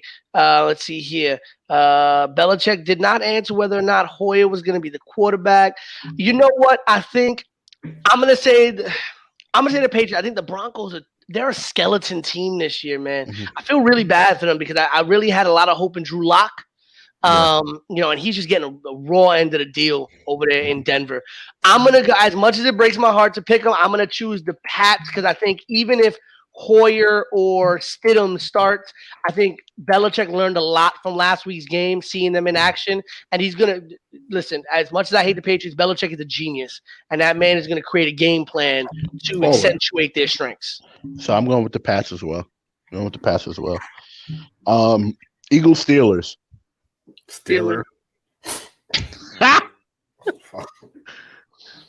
Yeah, Steelers. So everybody chose the Steelers there. Giants against them boys. Oh my God. My sister and I have a huge football rivalry. She's a big Dallas fan and I'm a big Giants fan. So unfortunately it'll be them boys. Oh man. Yeah, me too. But you know what?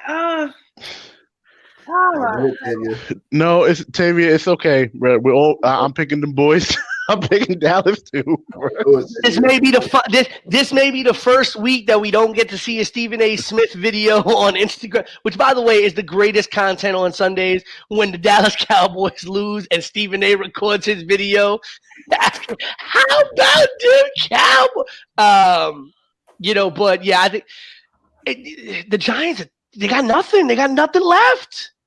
I'm sorry. Nothing. Shouts out to Saquon.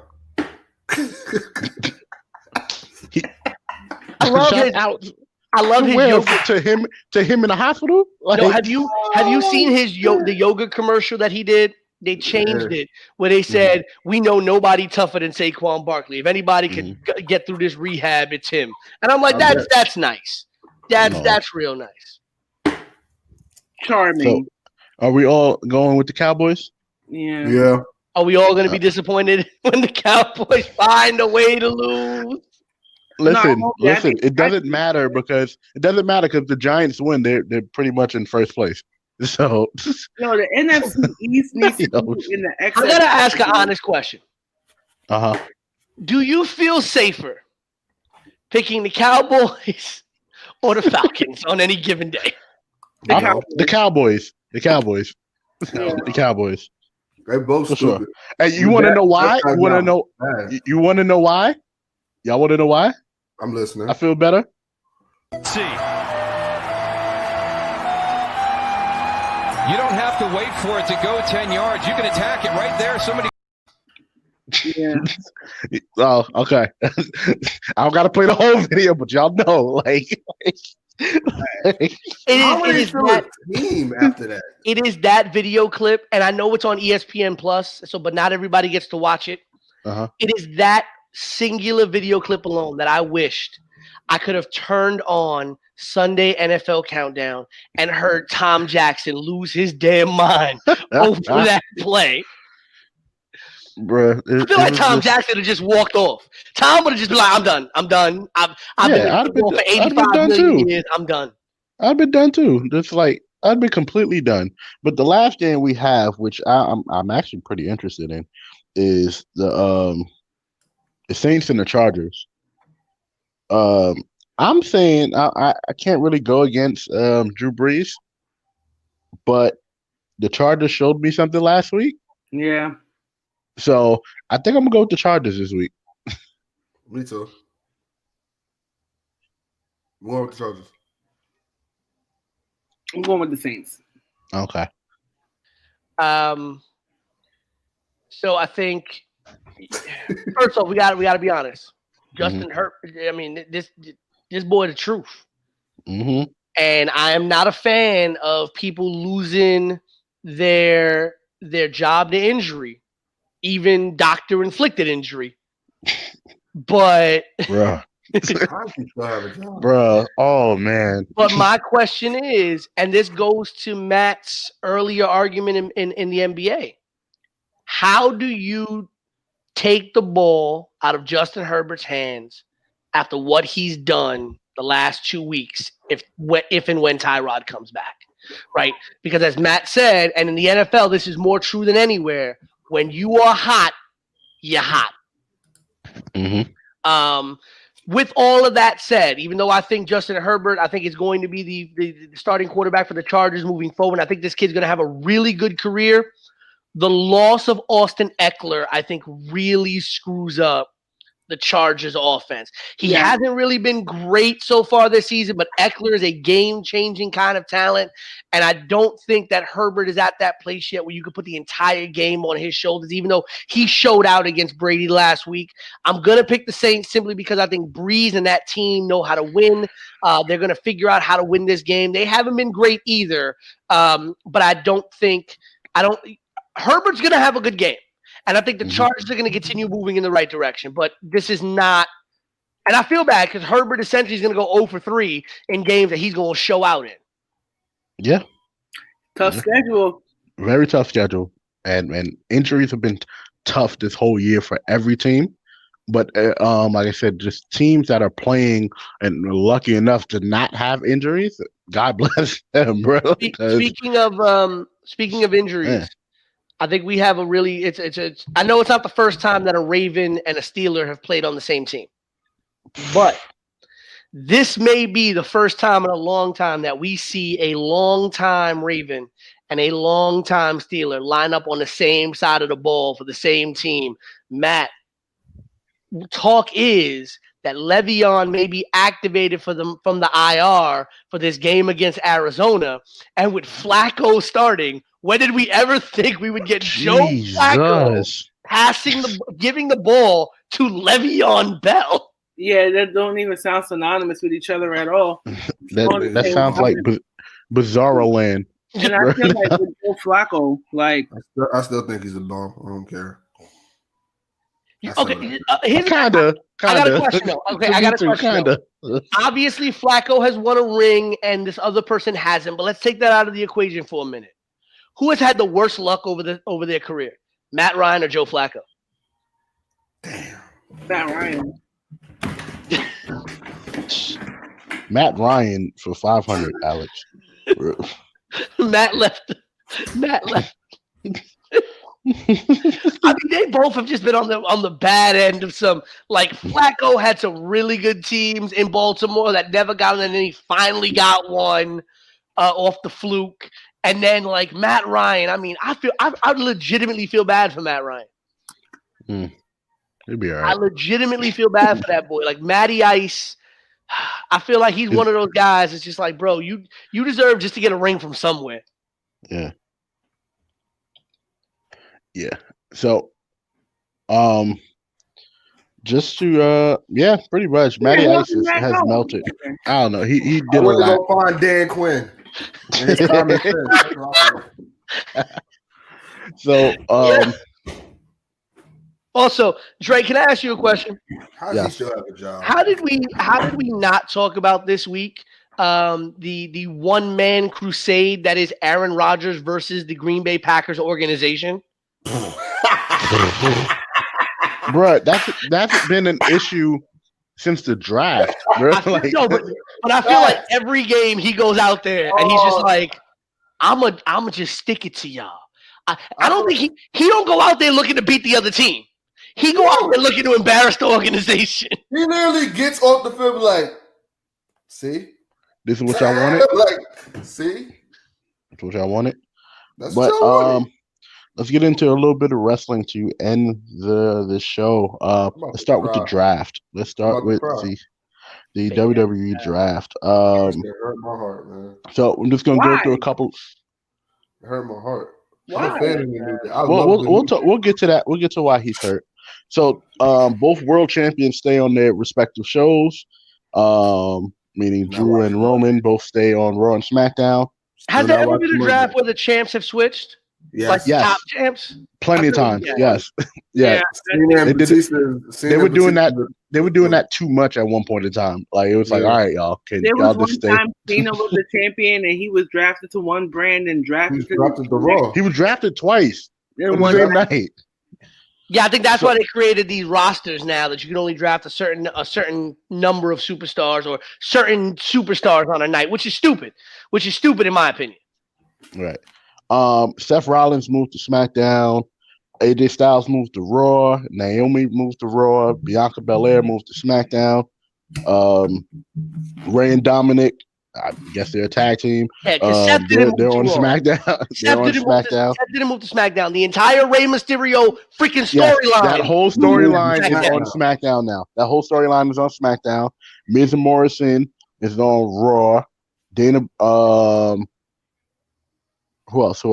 Okay, Murphy is on. Yeah, Drew Gulak is on Raw, and Tucker is on Raw. Now the glaring one that I skipped purposely. Big E is still on SmackDown, and Woods and Kofi are on Raw. Now, there's two kind of funny things about this situation. The New Day won the SmackDown Tag Team Championships last night on SmackDown. As soon as they won, they were drafted to Raw. So that's one thing, right? The next thing is you're essentially breaking up the 3-man version of the New Day at this current time. Tay, what are your thoughts on New Day splitting right now? I think it's time. I think they had a wonderful 6-year run. Mm-hmm. You know what I'm saying? I think they've done what a lot of tag teams didn't do in the era where there's no real tag teams. I feel like what I like about it is that they didn't tarnish their bond by having somebody turn on someone else. So that's another piece that I really appreciate about it. I think that it's time. I mean, what more could they possibly do as a tag team? 9-time tag team champions. Yeah, were they gonna feud with the Usos again? Are they gonna you know what I'm saying? Like at the end of the day, like all things come to an end. The Shield broke up 150 times. So did the Four Horsemen. We had like 75 different iterations of the Four Horsemen. You know what I'm saying? So at the end of the day, like it's sad to see it have come to an end, but you can't. This is the longest I feel I've seen a tag team together in my lifetime. Outside. No, I was gonna say maybe the Dudleys. Yeah. Consistently, though, I mean, there were times didn't the Dudleys punch each other too? They fought each other after, like after. Yeah, no, but they stayed together for Yeah. You're right. Nah, You're right. come You're on. right. No, you're 110% right. Yeah. Six consistent years together. What other tag team has had 6 consistent years together? Not Edge and Christian, not the Hardys. You get what I'm saying? Like they've always broken up, got back together, broken up, got back together. The Shield, maybe Legion of Doom. Yes, LOD was the only ones that we know of. In WWE, the Rockers. that long Right. chat. And who? I mean, The Rockers weren't together for 6 years. I'm about the Midnight Express. I meant my bad. Oh. Midnight Express. I don't think they was. I think they was together for like a decade over. Yeah, but Midnight, I think they've never. we're looking at a different era in wrestling too. Really. You get what I'm saying? Like tag teams are not big like they used to be. Like they're not like I think Pete had pointed out to us that there's only like 5 in the whole in both rosters. You get what I'm saying? So at the end of the day, I think it was time. I'm glad that E is on SmackDown because I would have hated to see him go to Raw and get lost in the shuffle. True. Matt, your thoughts? And shouts to Hearts of Talk of Champions. She always seems to pop in when we start talking about wrestling. I don't know how she knows. It's that radar. Hey, Hearts. But yeah, I was a little weird about it because I was overly excited to see them back together, and then it was just done that quick. You cried. I mean, granted, I'm not gonna cry. In all honesty, we haven't seen them in its entirety for like a year because Woods went down and then Kofi went down and then it was just E. And granted, I'm excited for Big E. You know, I feel like he does deserve this, this push, because he is entertaining and he is a pretty good talent in the ring. And I'm looking forward to see what comes of Big E. But then it just throws it up in the air. What's going to happen with Woods and Kofi on Raw? There's virtually nobody for them to really feud with. If Street Profits, we all realize Street Profits is probably more likely about to go to SmackDown. So I mean, who are they going to feud with? There's no tag teams. So what's going to happen? Who knows? Pete. Well, I can tell you what is going to happen. They are going to win 2 more tag team championships throughout their career because Vince McMahon is, from what I've heard through the grapevine and time, he is obsessed with them breaking the Dudleys' record as the most tag champion, having the most tag title runs in the WWE. And the Dudleys have 10. And if you count the multiple reigns, SmackDown and Raw, that the New Day have, it's now 9. Yeah. So they're going to have to win tag titles 2 more times. Obviously, we know the Street Profits are going to move to SmackDown to replace the New Day, having won the tag titles there, unless for some dumb reason they have the Street Profits lose the tag titles on Raw, and then they have the New Day lose the tag titles on the final SmackDown if they add a stipulation to that 6-man tag match or something. But more than likely what's going to happen is that the Profits are going to go to SmackDown, and Woods and Kofi coming to Raw with those titles. I'm tired of calling it a draft. It's illegitimate.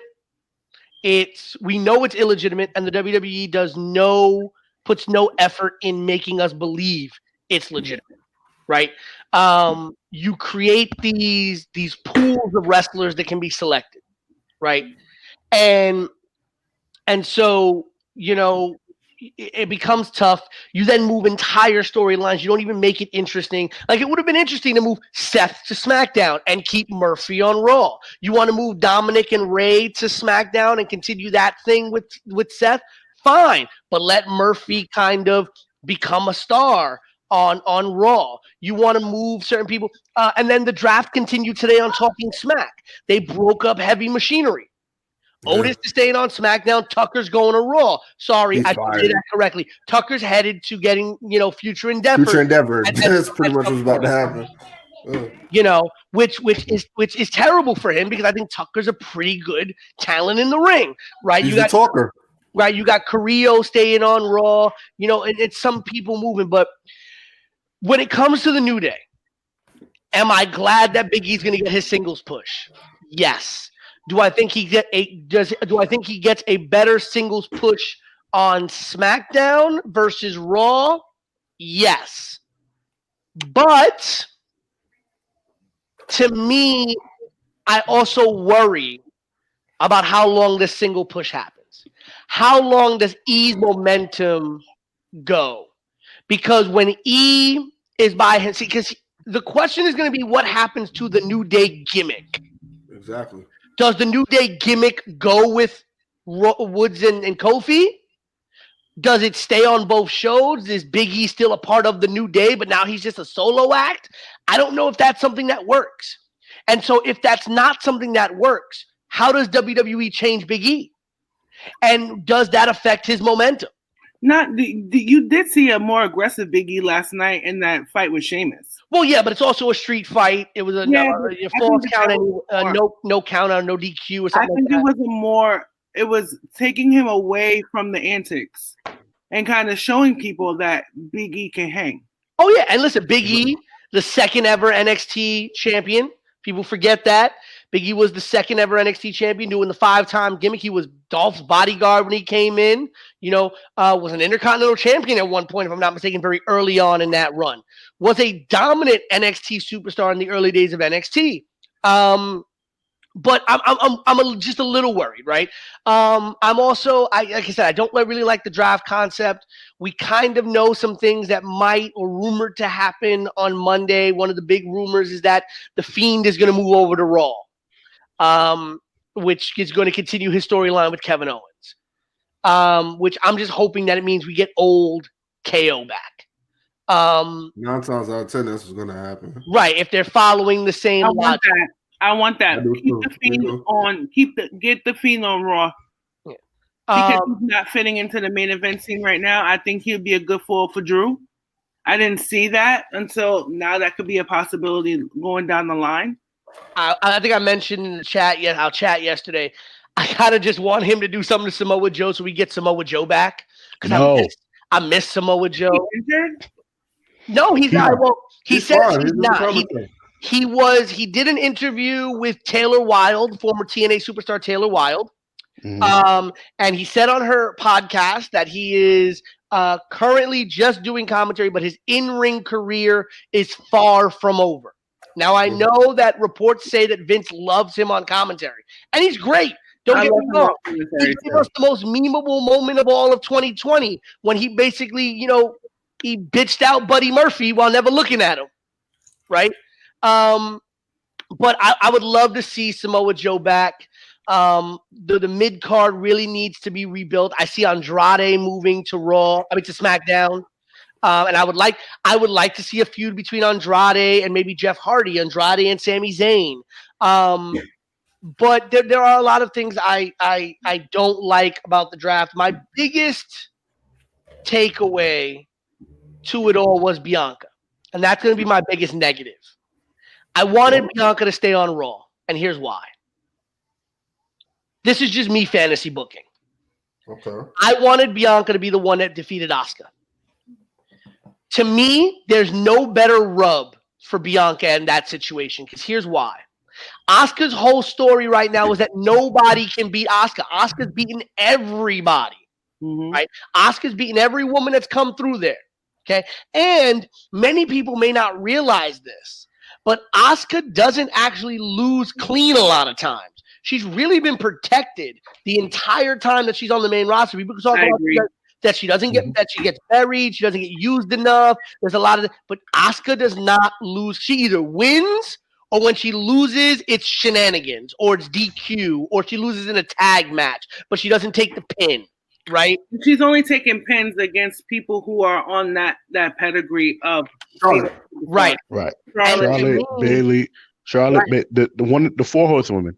Yeah, and to me, has Bailey beaten her clean though? I don't think. Not clean. But I thought you were just saying we're talking about without the shenanigans, right? Oh, without the shenanigans. The only one that's beating her clean is Charlotte. Yeah, the only one that's beating her clean. Charlotte and Becky. Yes, Charlotte and Becky. The only two that are beating her clean. And so, to me, having Bianca, especially with the vignettes that have been going on Raw, having Bianca pop up and face Asuka. And even if it's like a surprise roll-up victory, right? And that's how Bianca beats her and becomes the Raw Women's Champion. Because I deserve that type of win. No, but here's the thing. Here's where you play that. Because she's cheapening her. No, not really. You have her because she is the smart test. Right. He's the smartest. And then you build a long-term feud out of it where now Bianca's going into matches because giving her the title win legitimizes her. She beats Asuka. But now you play up like you just said. Well, wait a minute. You had to roll me up. You had to, let's do it again. Let's run this back. And now Asuka a lot though. And Bianca ends up, I think it really would have rubbed Bianca the right way because Bianca would have been the one to step up to the challenge. Her whole character would not be afraid of Asuka, would be willing to go toe-to-toe with Asuka and be able to have a great match. She could have beaten Asuka for the Raw Women's Championship and then really built a big feud out of that and gone great places and really built her. So to me, her going to SmackDown, because I don't see her fitting in to what's happening right now with Bayley and Sasha. I get you. That's going to permeate that top for a long time. But you know what? We were talking about trying to get Sasha and Bayley away from each other. You know who Bianca Belair reminds me of all around the board? She's a Mr. Perfect to me, which means that she might be one of the best to never hold the women's championship. I think that would be a detriment to her, unfortunately. She reminds me of Mr. Perfect. In-ring ability, strong, has the look, has the charisma, has everything. But you know what? Maybe at the wrong time. They may not know necessarily what to do with her because they do have a wealth of talent. It's just not distributed properly now. But to me, unless things change on Raw, what is it? We're going to now see, the next 10 weeks, it's going to be Bianca fighting Lacey Evans. Right, or Bianca fighting, That's pretty much what's going. That's pretty much what's going to happen. That's pretty much what's about to happen. She was basically the next big thing, and now she's kind of squandered as well. You know what I'm saying? So maybe it's time. I think the 4 horsewomen have had their time too. I think it's time for them to kind of like fall back a bit. Charlotte has fallen back. Charlotte has fallen back. Yeah, right. She had no choice. Yeah, Asuka. Asuka. Becky's obviously pregnant. Bayley, I think we're getting the best work of her career. I'm over it though. I was looking at it last night, and I'm just like, I wasn't impressed that like this Sasha and Bayley thing. They need to wrap it up. I thought it should have been a slow burn, but after watching that last night, I'm like. I think they rushed it. I don't think they should have fought last night. To me, they shouldn't have. Right. That makes sense because the fact that Sasha came back 1 week and then the next week they're fighting for the women's championship. I'm like, that was kind of bad booking for sure. Their first match back should have been Hell in a Cell. I would just say, it's one of those things like. They've been rushing. They've been slow burning. It's time to pick up the gears with their rivalry. But how? To me, their first match should have been in Hell in a Cell. It should have been in Hell in a Cell. You could have had, Sasha kind of win, or you could have had some kind of thing where no woman wins, and it could have been a really, fuck finish inside Hell in a Cell. Something go wrong, something had maybe referee stoppage, maybe both of them just beat the shit out of each other in Hell in a Cell. And they literally can't continue, and it's a referee stoppage, but Bayley keeps her title, and then you burn that a little bit further. I think honestly, this burn needs to go to the Royal Rumble. Either it's gonna be that's the night that Sasha gets the title. Or Sasha wins the Rumble and Bayley gets it and takes it from Bayley at Mania. But at some point, Rumble has to be the pivot point. It has to be, and either you do a Rock Triple H. Can you hear me? I can hear you. Yeah, you do either a Rock Triple H type of thing where they're pretty much flip-flopping the belts for a little bit between each other. But or you like either you do like what Tavia says, you end it at you can end it at Hell in a Cell, but you can revisit it down the line. You can revisit it because if realistically, Bayley, if you really want to extend the story, have Bayley beat the hell out of Sasha again in Hell in a Cell and have Sasha win the Rumble. Max trying to get back in so we can wrap I got up. it. I just had an idea, Dre. You just popped a light bulb in my head. What if that exact thing happens? Bailey beat the shit out of Sasha at Hell in a Cell, puts her back on the shelf until the Rumble. Yeah. We get to the Royal Rumble, and WWE says, you know what, Bailey? You're right. You beating everybody on Raw. You beating everybody on SmackDown. And you know what? Why don't you take the Ultimate Challenge? And Bailey has to defend the Women's Championship in the Rumble. Like Roman. Right. And now she's getting some shit. You got some NXT women to come in. They're giving her a good fight, but she's surviving. Sasha, who's not officially in the Rumble, sneaks in, bops Bailey out.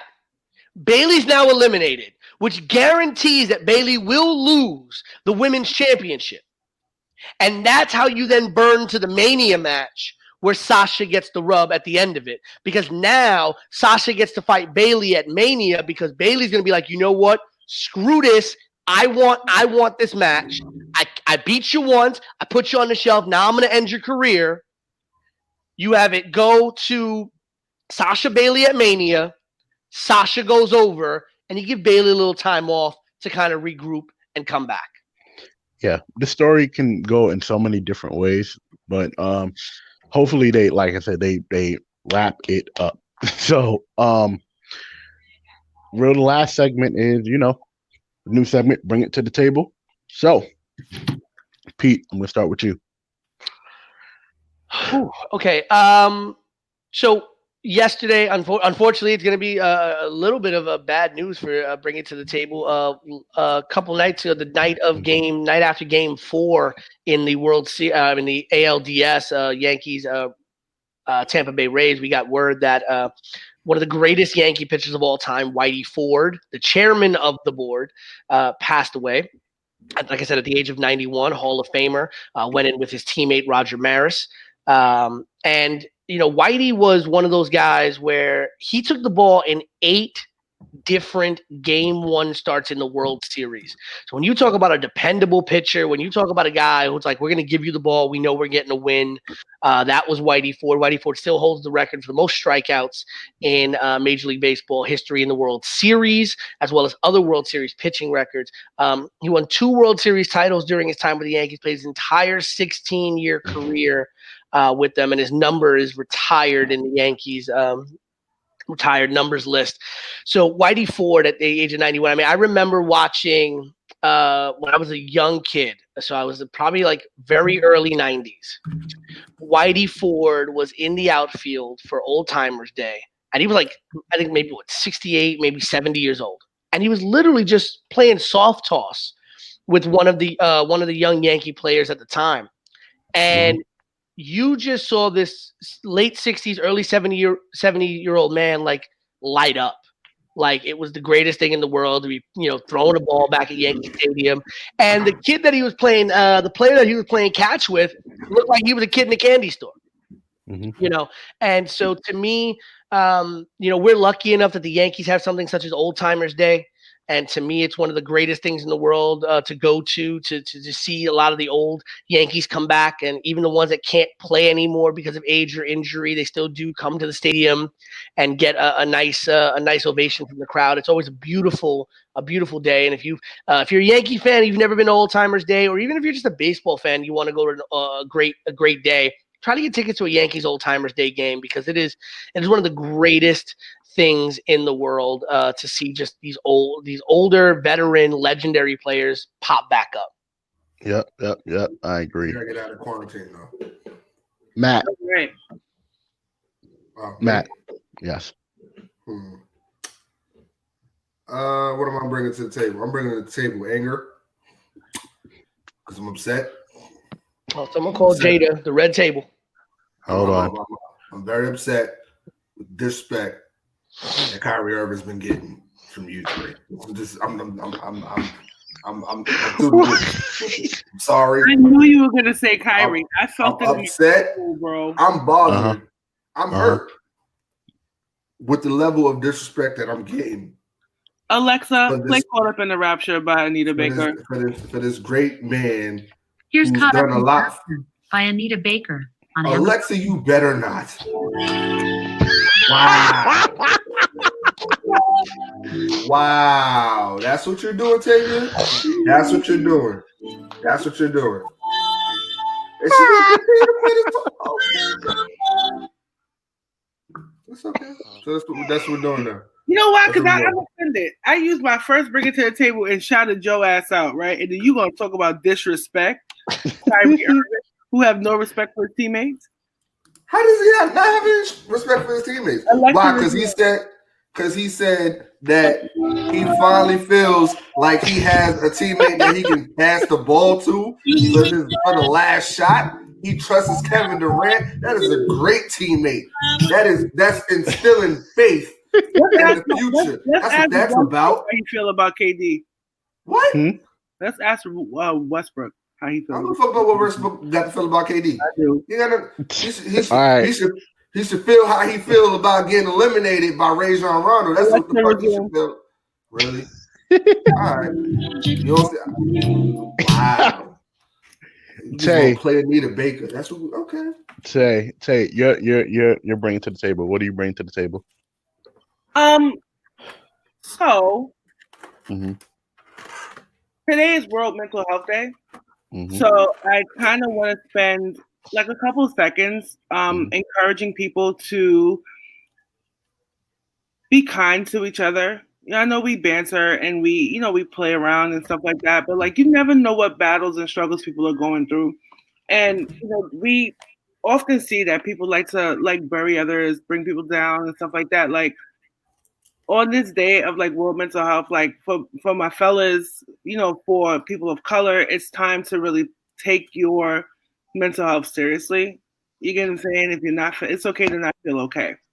And then tomorrow is National Coming Out Day. So for all of my LGBTQ, TIA family members, community members, friends, family, I'm here with you. I celebrate you. I fight for you. I advocate you, and I love you. That's it. Yes. And just for me, bringing it to the table, my biggest thing, what I've been learning this year is just to give people their flowers while they're still here. We've lost so many people this year due to the virus, due to other means as well. But just the fact, again, I said this last week, to have this platform to share with people who I consider my family and just the network as a whole, again, I have to give you guys your flowers as well, all three of you, because, like I said, the show doesn't work without all four of us. It doesn't.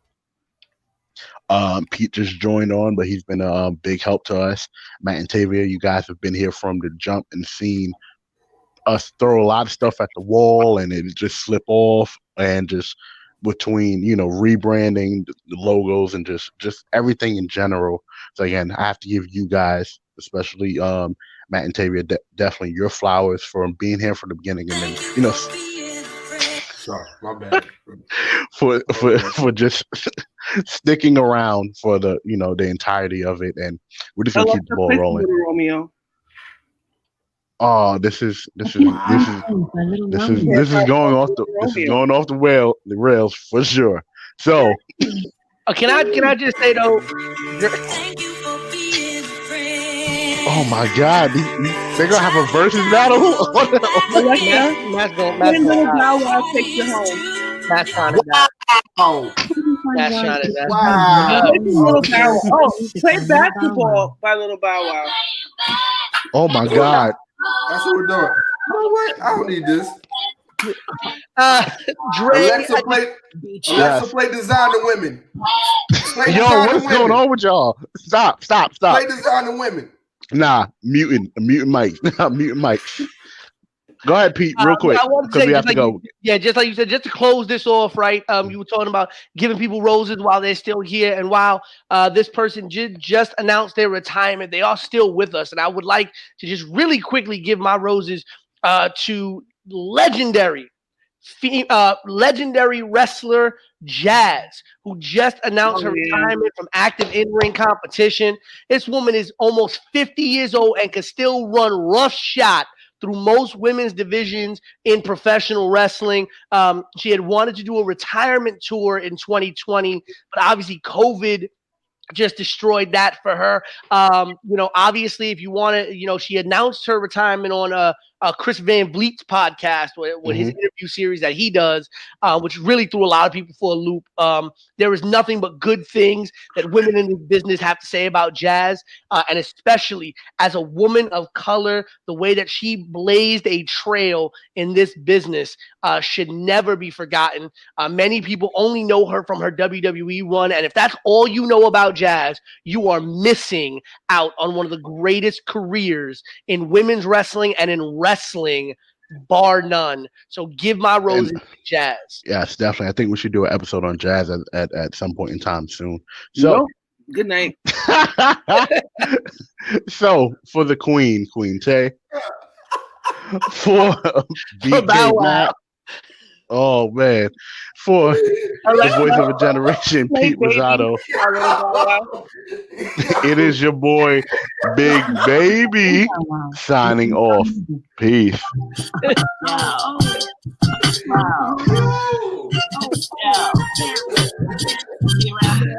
Oh man, this is great.